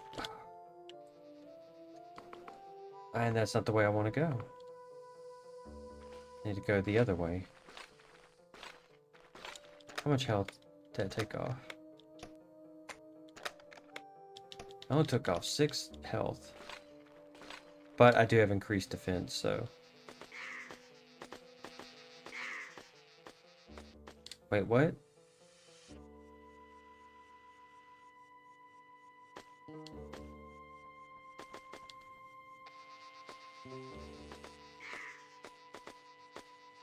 Why is...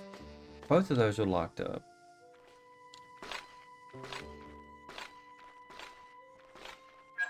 Did I do this wrong? I think I did.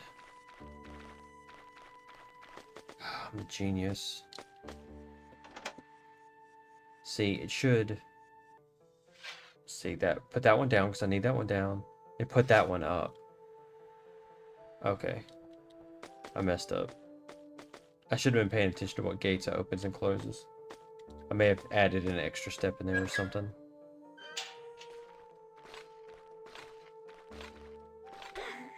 Damn it.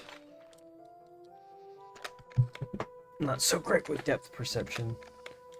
Well, here's hoping I can beat her relatively easy regardless.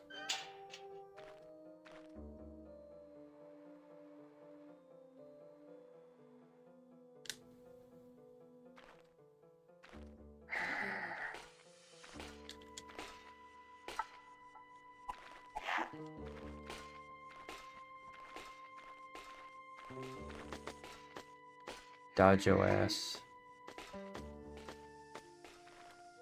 Not trying to deal with her. You can see her little wide swipe attack is very easy to get hit by that because it is a wide radius. It's a wide hitbox. So you have to be very careful when she does it. Honestly, the female ones are way more frustrating than the male ones are because the males are kind of slow.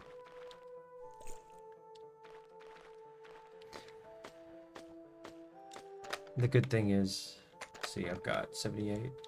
I think I've got 3 medkits now. 4! I've got 4 medkits. So I think I've got plenty to be able to beat her with. And by this point, I have so many Martin shots. I might even be able to go into the final battle with just the Martin pistol. So I've got 50. Then again, having the Lewis probably isn't a bad idea. I guess it depends on how I do in this battle. We'll have to see. Again, it's a case of I've got to get through each section and then just build on the strategy to beat this.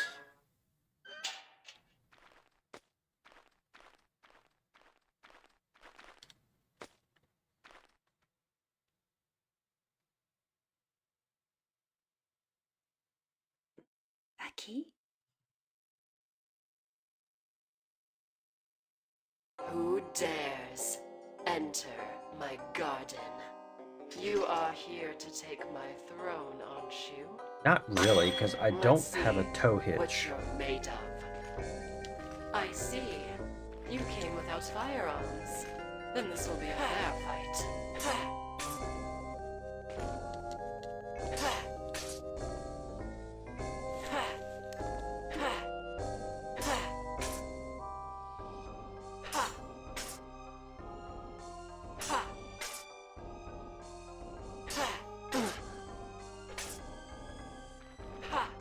Yep, you have to watch out for that attack. Because it does that.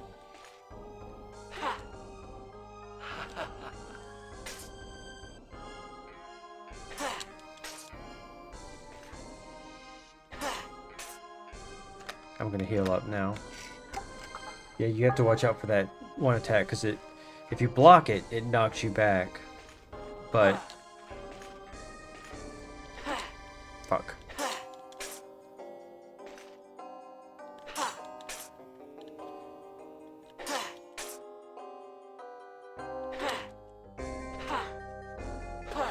Shit. I am doing not so well.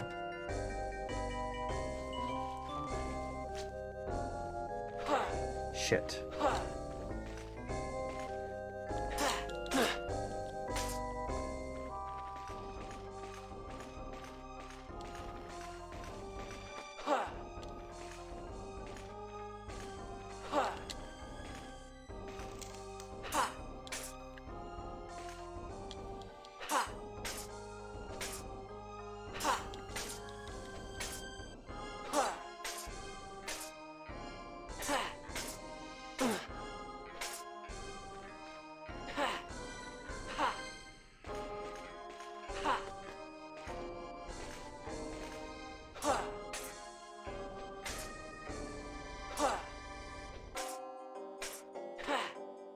Damn.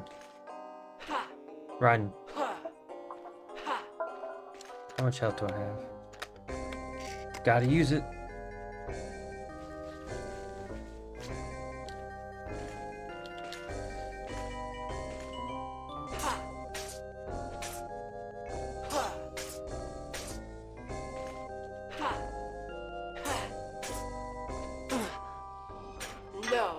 Yeah, you really do I have to pay attention. can't let you take it all.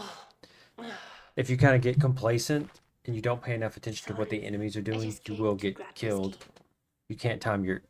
And I have a tendency to get complacent and then not properly... pay attention to what they're doing. So you see, now I have 40, right? So at this point, I could buy the Lewis machine gun. I could buy the armor. I could do this, that, and the other. Because I'm also going to get some when I go fight the next boss, too. Look at my beautiful garden. Luckily, that's the good thing. The next boss, Flowers I don't have to of do every anything season, all year special long. to prepare. If only it could remain. Alisa.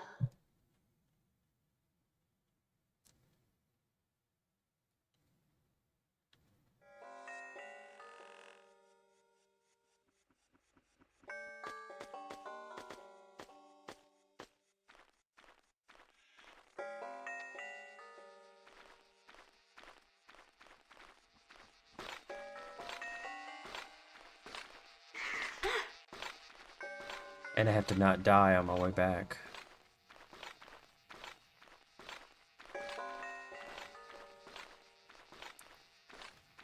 Again, I think the first time I played the game did have its varying difficulties.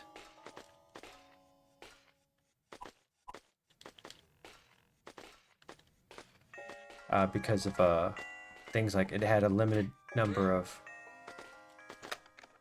I still got plenty of health. It's like you had a limited number of items you could buy from the store. They definitely dialed that down big time. So that was much more reasonable. Or I think they increased how many items you could get. They added a lot to it that made the game a lot more reasonable, in my opinion, to play. Like respawning enemies, for example. Damn it! I'm gonna go buy a medkit or something. Or use a medkit. Because I'm almost dead.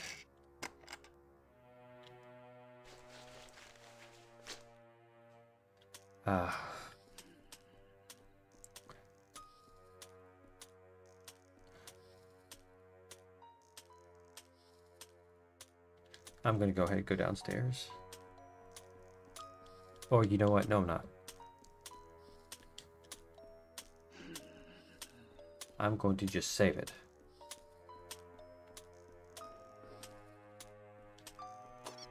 Because this seems like a quick way to die, what I'm doing right now.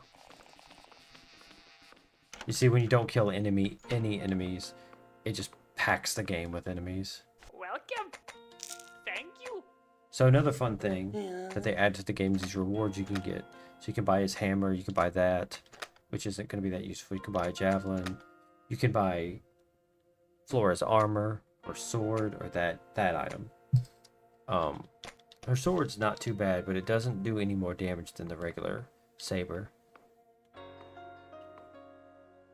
I'll go ahead and grab the pistol, even though I don't need it that bad.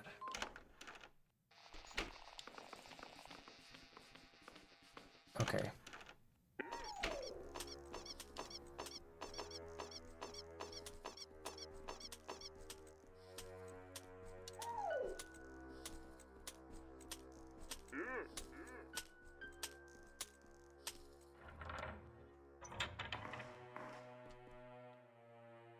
So now I have to do this fun thing. Go down here. Unlock this door.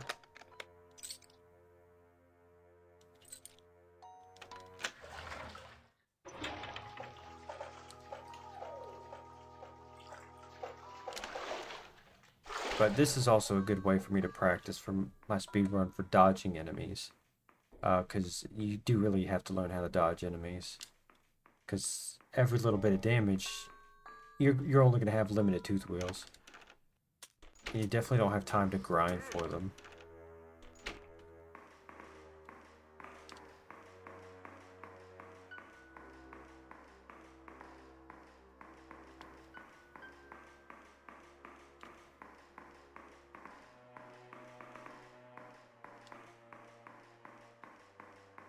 And there's another room that I can unlock right now, but there's no point in doing it.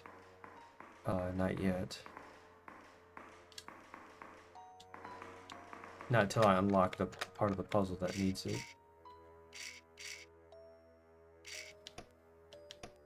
What?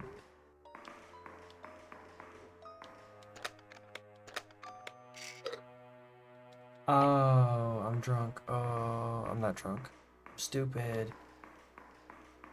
For some reason, and I've played this game plenty, I should know this.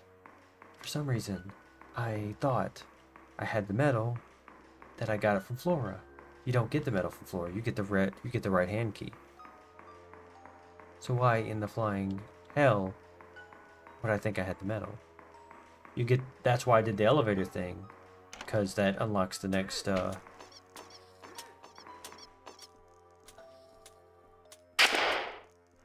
because see, when you pull that elevator down, you get a new elevator up here that you can take upstairs.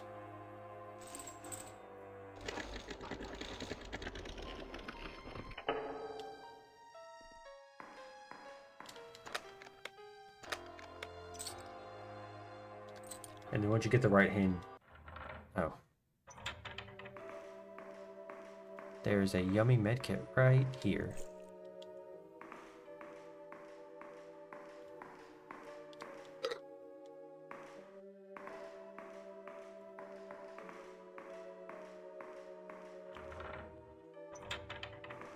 Luckily, this is the next to last area of the game.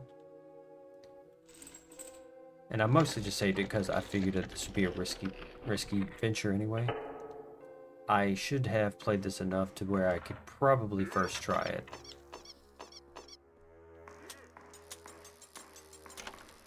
But keep in mind, I am fiending off heroin, so I'm not. I shouldn't be saying that, but whatever, I don't know.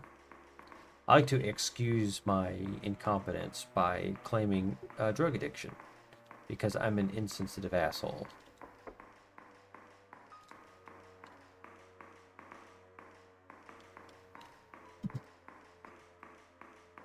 Actually, it's kind of like an ironic thing. I'm not really a straight edger, but for a long time I was a teetotaler. I didn't drink anything ever.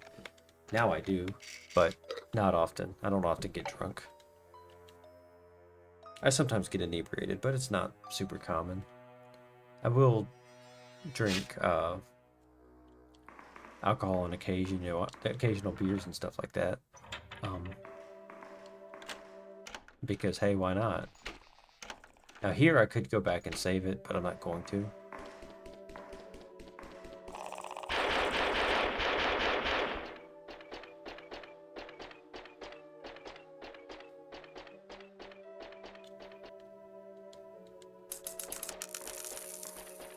But one thing I do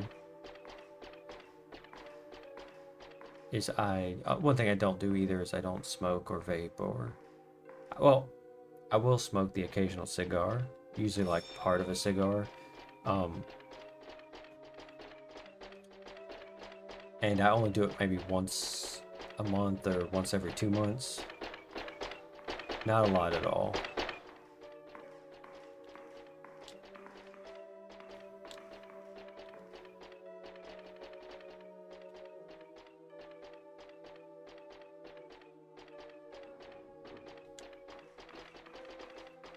The speedrun way is just to basically YOLO through this area, but luckily this area is not too difficult if you use this little staircase area.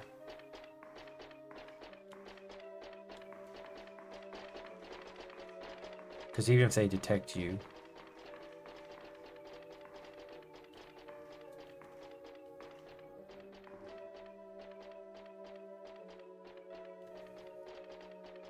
they both stay confined to that one hallway. So if you just, yeah, they're not hard to dodge at all. Going up and down the stairs is pretty much the cheat code for it. Because they don't instantly kill you when you get detected.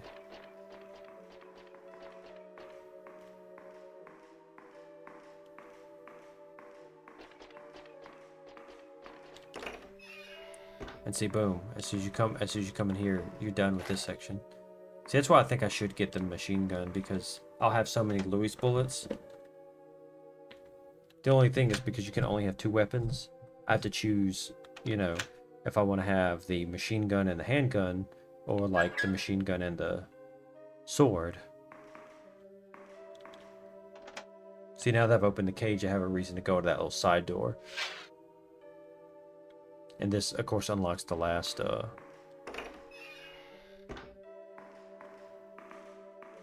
unlocks everything for the last puzzle.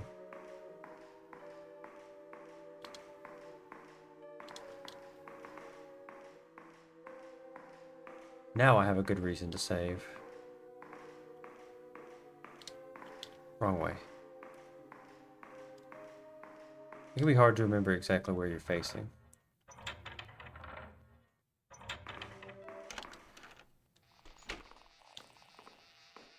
See, I'm just gonna dodge here.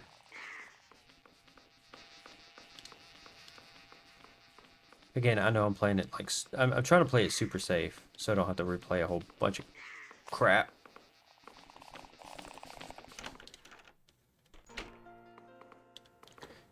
So I think in this case I will... Oh, yes. Cause see, Welcome. what I can do... 32. So that leaves me with 11.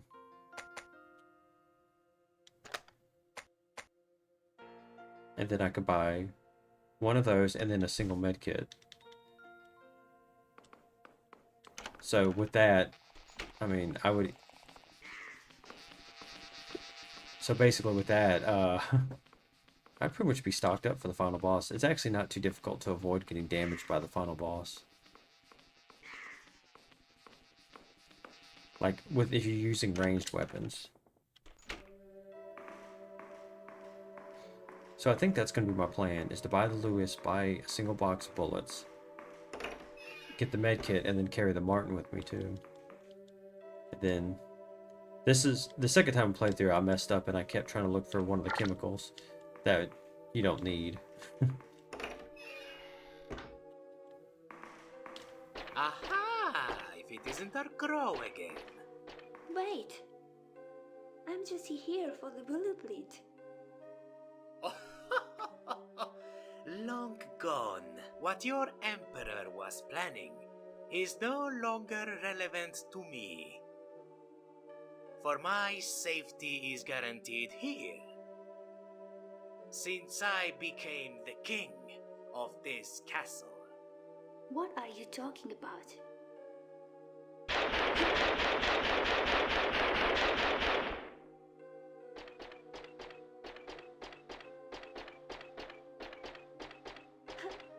I love how she just takes control of this thing.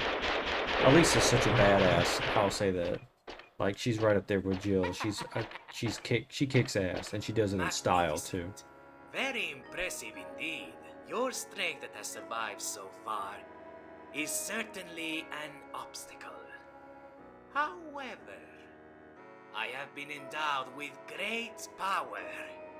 I am literally invincible, and now your end has come. I don't think this dude knows what literally means.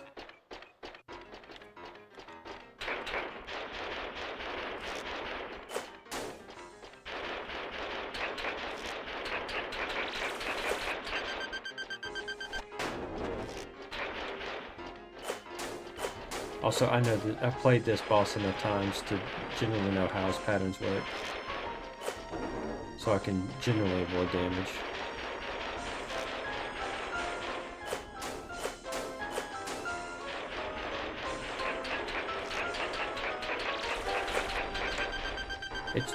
It can be treated a little bit as a war of attrition. Because most of his attacks are fairly easy. His pattern isn't truly random, I don't think. Well, I mean, I think it is random, but...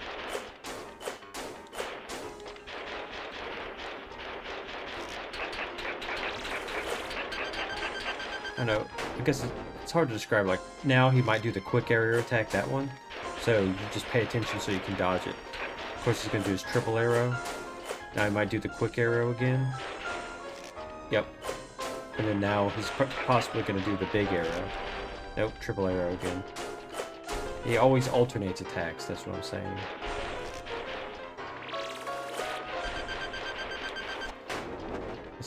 He might do the quick arrow again. Nope, triple.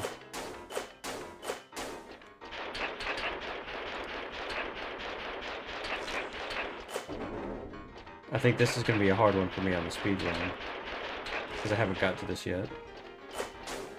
Because I think the speedrun does it as like a war of attrition, like I said. Just shoot him and shoot him and shoot him and shoot him until he dies.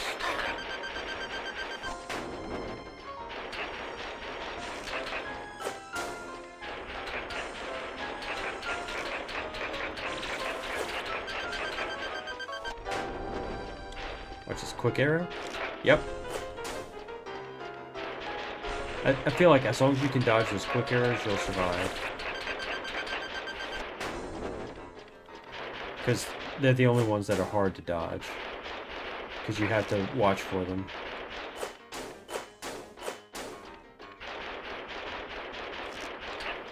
See?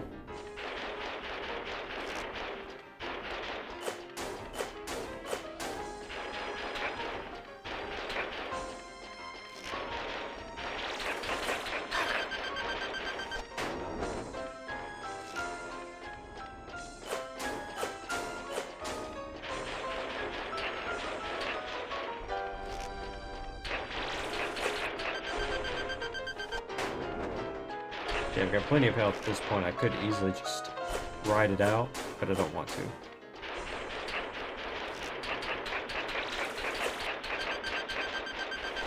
Come on. Stop moving.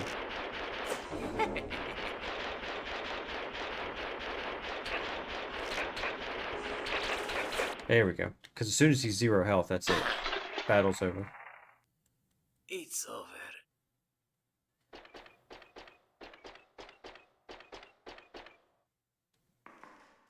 And so you start with full health.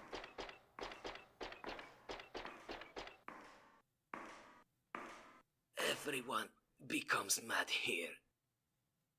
That thing there, it bears an unearthly power. It protects this place. You have to destroy it. There is an incomplete chemical bomb in a room near the library. But why? It's your only way out of here. The one and only exit is barricaded. But once this thing is gone, this place will slowly fall apart. And then it's your chance. Why should I trust you? Because you have to know the truth about your Emperor's blueprints. There are people out there. They will show it to you. The Emperor is not a liar. That's what Anakin thought too. Time to get my big bag of 2 wheels. And then time for this last portion of the game. I kind of skipped to that note, but that's okay. I think there's an... Is there an item somewhere around here? I always think there is, but for some reason...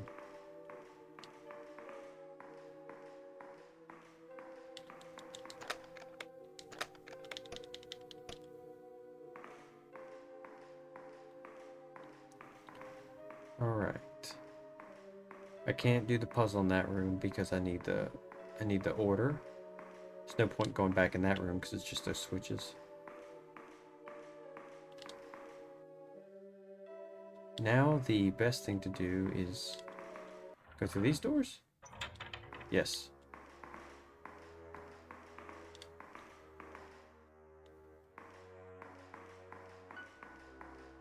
Look at me, I'm dancing. Okay. Now I gotta do some dodging. The good thing is after you beat Edith, you don't have to worry about, what's-her-face popping up anymore. Chasing you. Which is good, because that shit is... Now you have to be careful here, because one of those drummer guys is over here. You don't see it, but you'll hear the screech. But you don't need to go on that side of the room anyway, so...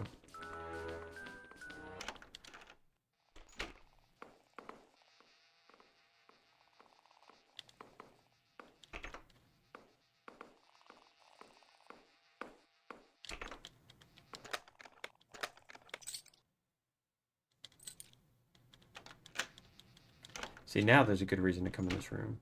I think these are Bob's. Hans rounds. Oh, okay, cool. Now, here's the key to that puzzle. Again, the fastest way to do this, just take a picture with your cell phone. What's the point of doing anything but that?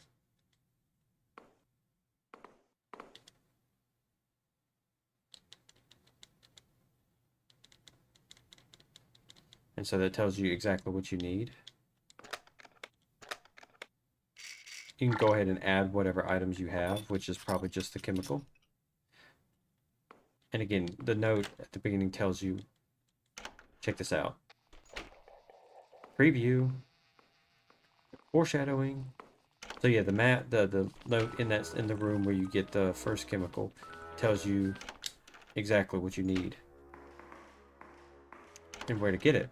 And the winding mechanism is of course back on that floor. So first thing I'm going to do is get that winding mechanism, because to get the last chemical you have to go back in the funhouse, which it's a long ways you got to go, and there's some new enemies there too. And since I'm playing a pacifist run, I can't touch them.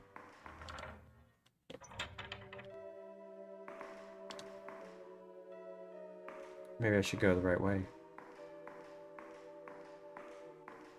No, that's not the door.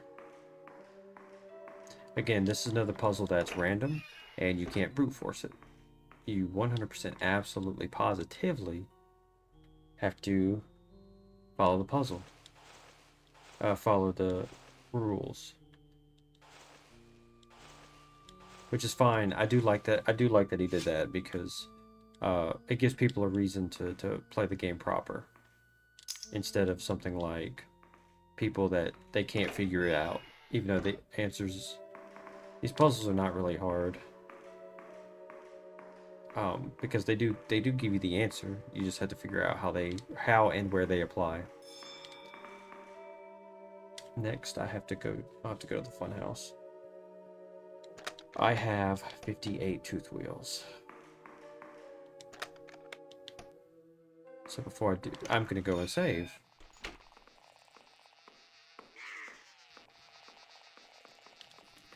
And again, I know I'm saving a lot. I've got plenty of tooth wheels. There's no reason not to.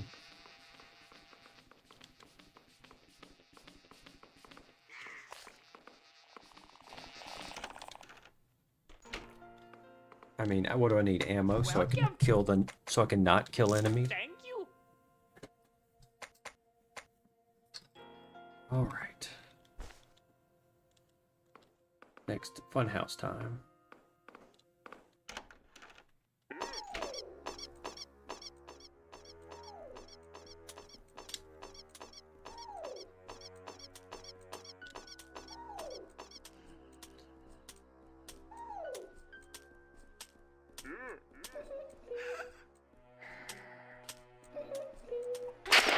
Yep, as you can see, there she is. Isn't that great? New enemies to deal with. Wait, to the left is the prisons, to the right is the thing. And you see, even he joins you. Isn't that beautiful?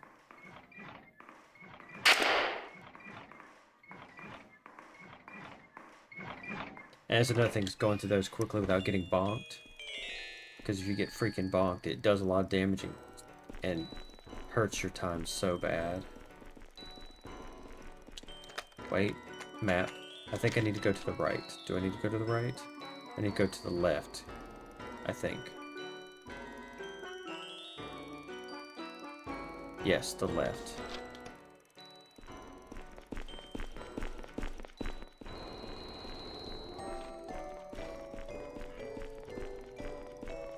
Oh, the little car guys are gone. Yay. Because again, when you first come here, she's like, oh, there's a bunch of if you search the back of the room, you know, she's just like, oh, it's various chemicals. So that's also a clue where you need to go. Luckily, the lack of the little bite guys makes this more tolerable. There's the little cricket guys, but you know, they're not as annoying as the little bite guys. So boom. That's the last part. It is time to save again. Ugh.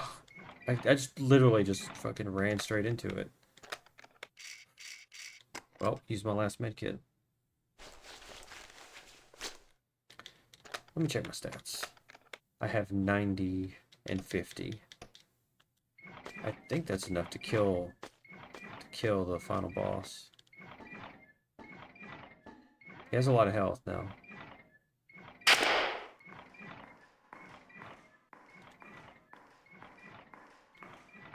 But I think it's enough to kill him.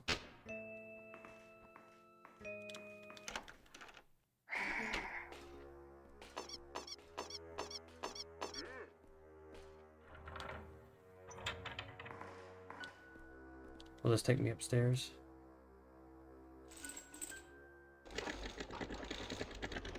Yeah, because I think once you, because it's 2 elevators. They don't make that clear. It's like 2 elevators.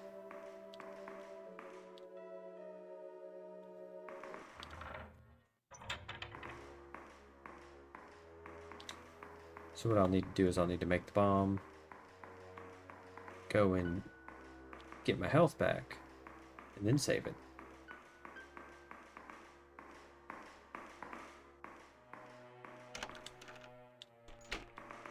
Yeah, that's probably one of the puzzles that can be harder to figure out. Like, if you did exploring early on in the game, you'll know that you need to use the red right hand. I keep saying red right hand. You'll need to use the right hand key to open that one door, so you'll be like, hey, I can go here and use this door. The annoying thing is that is right next to that save room where this bomb is, but you can't go through that door ever. So you have to go around every single time you want to. Very annoying.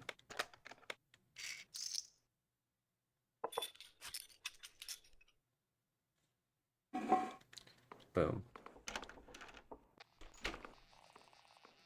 So now the stage is set.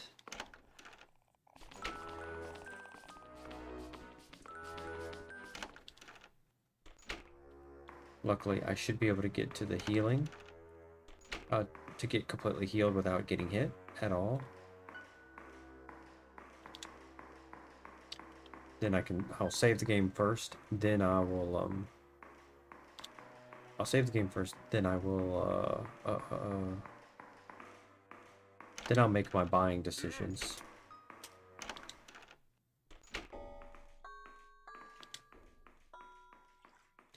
Yep, if you reset the second floor elevator, you can actually use it here. You can use it to your advantage instead of having to go around, but it's fine. I'm actually pretty amazed at the fact that I've been able to do this mostly smoothly.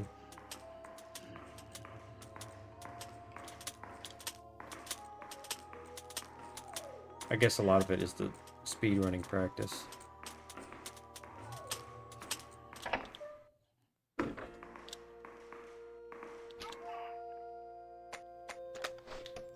I mean, I'm not planning on getting hit, so I have about half health, so I guess 3 minutes is a good time on the clock.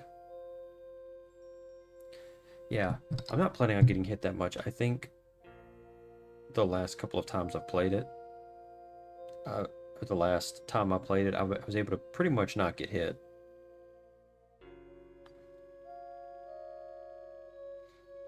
Mostly because getting hit does... The one thing I will say about this game that is annoying is it is easy to get stun locked.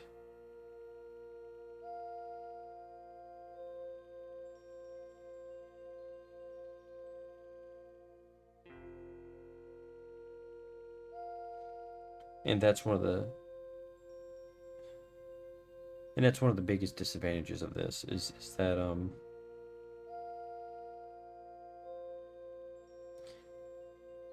not disadvantages. That's one of the biggest things I would say. I'm not going to call it design flaw, but design element that can be really frustrating. It really encourages you to avoid getting hit ever, or to use melee weapons where you can block the attacks.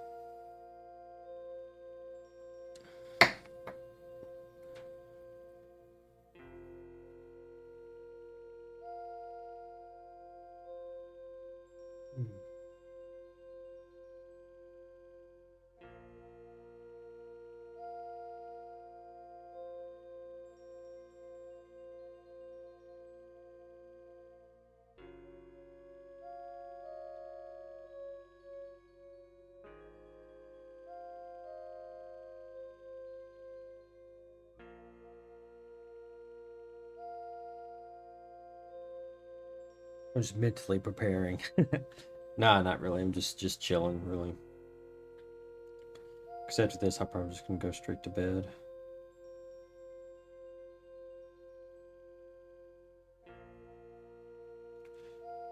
Oh, I am actually kind of tired.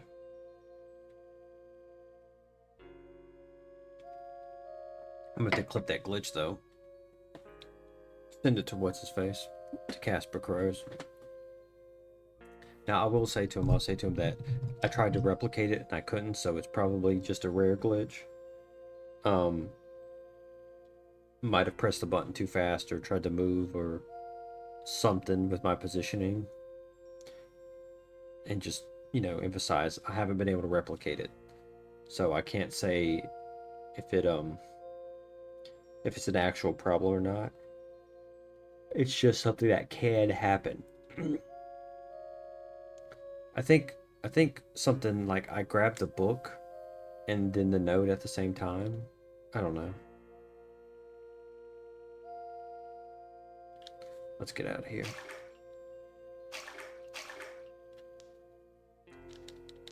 Check my stats. Yippee-ki-yay. I do wish it would show your health while you're in the thing, but it may not be meant to be that obvious that it's healing you. I can't remember how I even found out.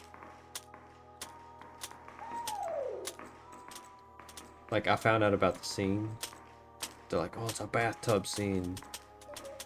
And somehow I found out that it heals you, and I was like, oh, bro, I'm there then. Hell yeah, dude, let's do it.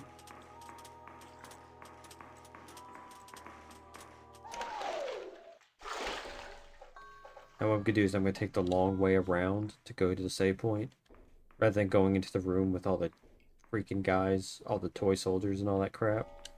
It's too much. Too much to worry about.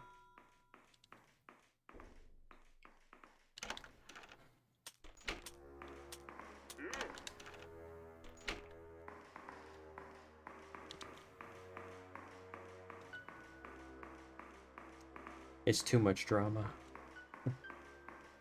Hate those toy soldiers.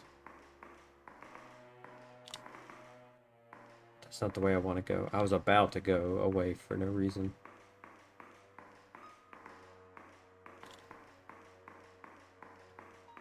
But yeah, I think I'm going to go with the strategy of getting the Lewis. Maybe buying a little extra ammo for it. One box, and then using the rest on medkits. Because I think with 120 Lewis bullets, but then all the Martin shots I have.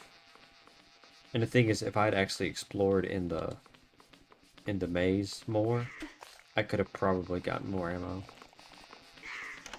Ugh. I'm not looking to get smacked around by these guys. I'll take the hit. Thank you.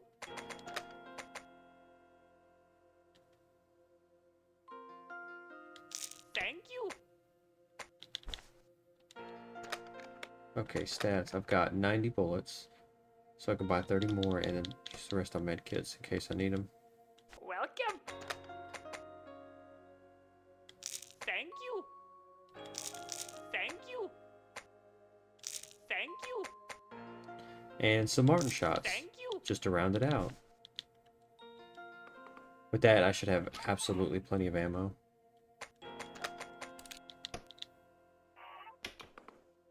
Maybe too much. And again, that's a good thing to know for future attempts, or for future playthroughs, is to know whether or not I have too much ammo or not enough. But the biggest thing... Now I'm going to take more damage from this guy.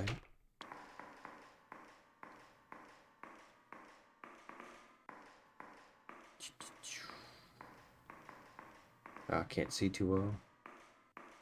It's brighter on your screen than it is on mine.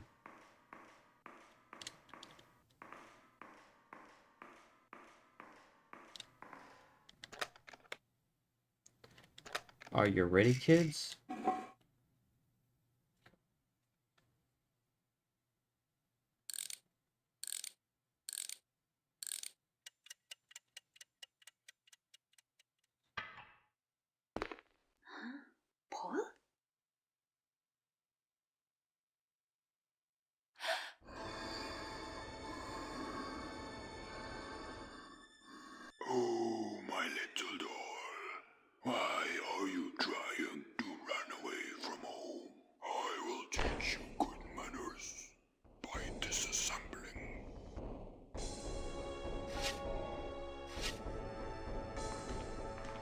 How about you don't?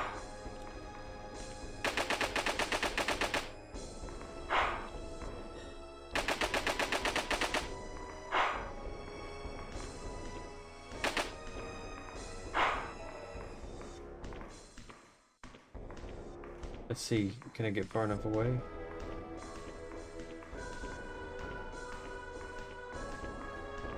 Reload.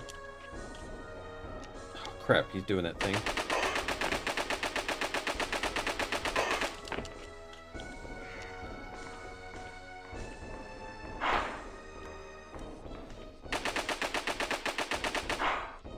Damn. Wish I had been able to stop him.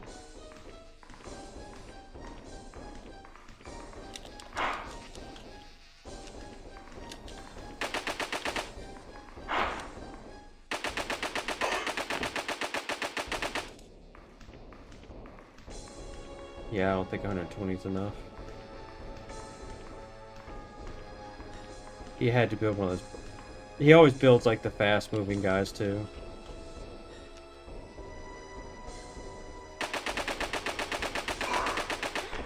Damn.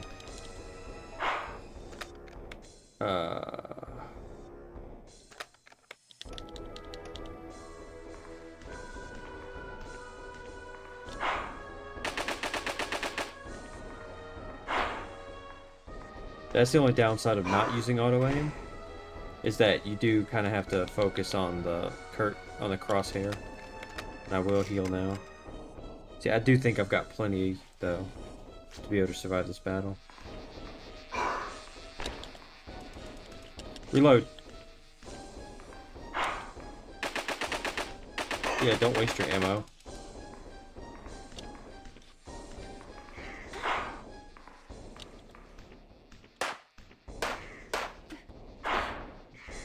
Shit. Oh, I'm about to get fucking annihilated.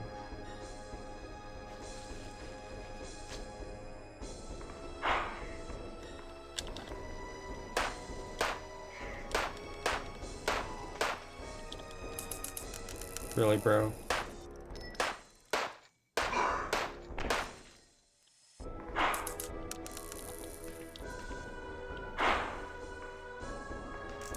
Okay, I need to, Oh yeah, you can actually get more ammo, that's another thing. So the battle is actually, like, crazy fair.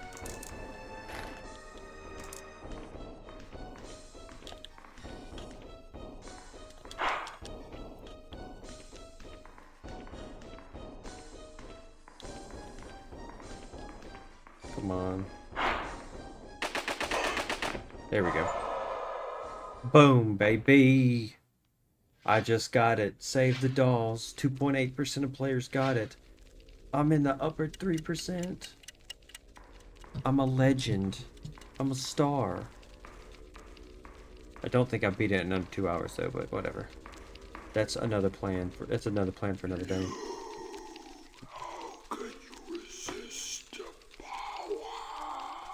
So yeah. So when he creates creatures, it's a good idea to kill them since they do drop ammunition.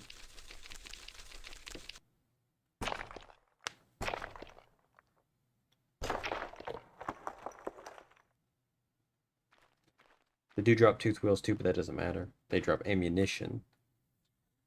And I believe, I don't know if it's random or if it's based on what weapons you're using. But the final battle is super fair.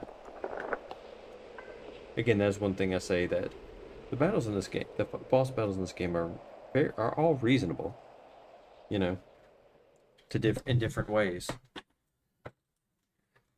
Like if you choose to get what's her face to help you in the battle with Flora, she'll bring her own helpers. If you choose not to, she won't.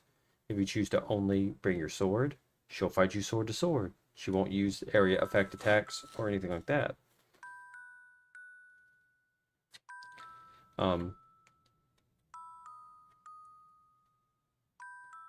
It's a, you know, the battles are all super fair. You know, the only battle that you really need to, that it's a really good idea to have ammo is the first battle, right? What's his face? Pierre. And again, that gets mitigated by the fact that he stays in one place for most of the battle. So you don't have to worry about him dodging your shots or you really missing, right? Stuff like that. There's so many little design details of this game that make it just spectacular. And it's part of the reason why I love it so much, is that you can tell that this guy, like, either this guy put so much thought into it. I mean, it was delayed when it first came out, and I can understand why. It's one guy working his ass off to put this much effort into a game. Either he is the luckiest person in the universe, or he put so much effort into designing it. And I think it's the latter, because just seeing how much effort he puts in with trying to fix problems with the games and how much content he added, things like that. To me, looking at it, the answer is definitely he cares a lot. And he definitely thought about every aspect of it. You know, as you can see, the game is not super mega long in comparison to some other games. In fact, most of it is spent like going up and down stairs and sort of backtracking and stuff like that. But that's fine, because again, one of the things about Resident Evil is you spend most of the time in the house, right? You got the garden, or not the garden, the shed area, and then the laboratory, but you spend most of the time running back and forth through the mansion. So it has stuff like that. Same thing, Silent Hill. Large portions of the Silent Hill games is running through a town full of fog. You know. In fact, some people, the speedrunners call the first section of this game the walking simulator, which is fine. You know, we can riff on the game, and that's okay, because, you know, I wouldn't play the game if I didn't love it. I think this game is fantastic, and that's why I keep playing it. It's because I love it. I love playing it. I love the art style. It's creative. It's fun. It's interesting. And I can't wait till that guy does the Twin Peaks game that's similar to this. That's similar to the tank PlayStation 1 style controls, because I am going to be there from day one. I need to actually try to see about sending him a message or something like that and be like, buddy, listen, I'm going to be there. I will help you in every way possible. Together, we will do this. I need to actually check on it.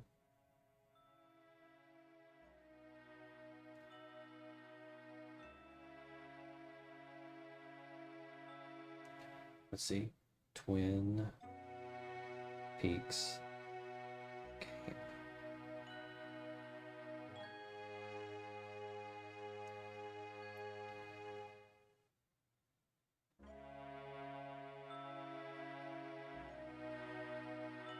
What is this?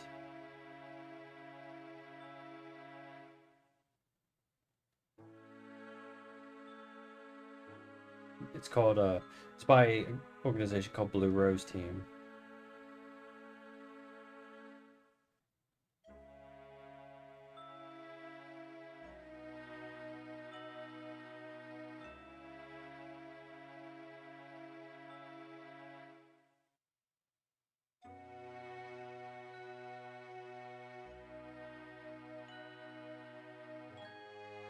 It says next Tuesday on our itch.io page. You download the XQ at the bottom of the page. I'm going to remember this. Yep. I don't know if I'm going to... Actually, I should live stream it, shouldn't I? I could just play it and then record it, but... Should I live stream it? I don't know. I will say, one thing about this game is the ending is kind of mysterious. I didn't swallow my cure-dent.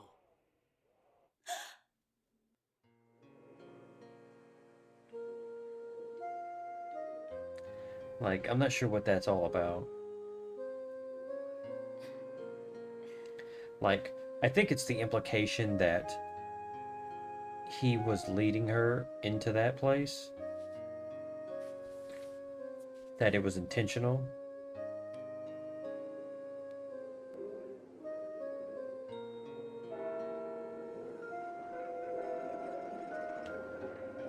But also being that she woke up makes me, it could also be that she's dreaming that part of it. But considering there's been this back and forth about the Emperor, and then you have this, the truth about the blueprints.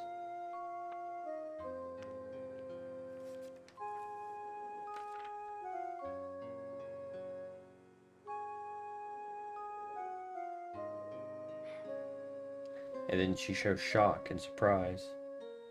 So there's something about it. And then, of course, a tooth wheel comes rolling out.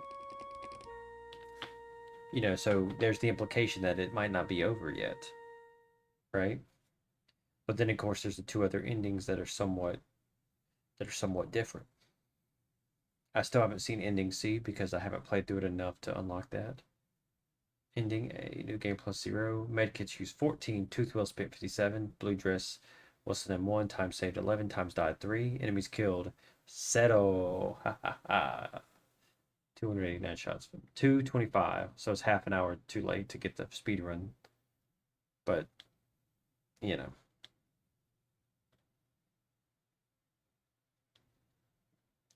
That is freaking awesome.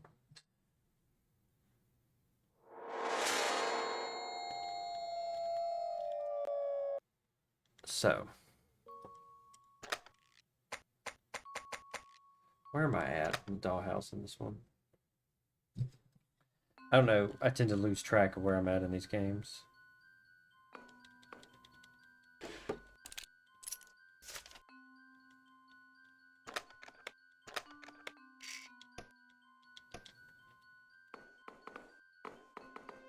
Yep, I'm gonna do a teensy bit more playing.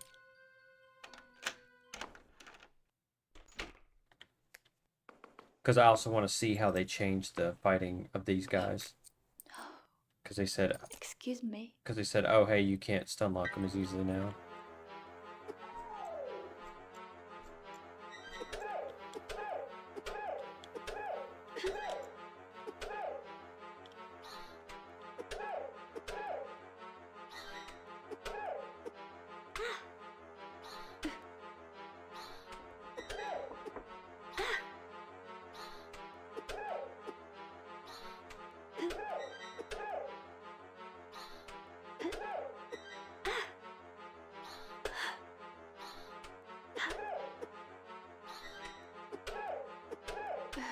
Oh yeah, so they did change it up. That's pretty cool. So you definitely made it harder. That is awesome. I do like a challenge sometimes, but I won't play it anymore. Again, I've got other challenge ideas I'd like to do. I want to, of course, unlock more achievements over time, and I do want to complete a speed run. So if you guys enjoyed that, hey, you know, give me a follow. If this, you know, if you see this on YouTube, you know, you can give me a like, comment, subscribe, all that good stuff. You know, especially if there's more you'd like to see, your challenge ideas that you have for this game or other similar games at the moment. I'm still working on my Resident Evil playthrough, but my plan tomorrow is to do another cross-stitch stream, and maybe later on the day start my Code Veronica playthrough. I've just been inundated this week with work because we've had to prepare for a big thing, but all that went well, so now this next week should be smooth sailing. Anyway, if you guys enjoyed everything, hey, you know, let me know, or if you have any comments or anything, just keep me in mind, all right? I'm going to sleep, and you guys have a good night, all right?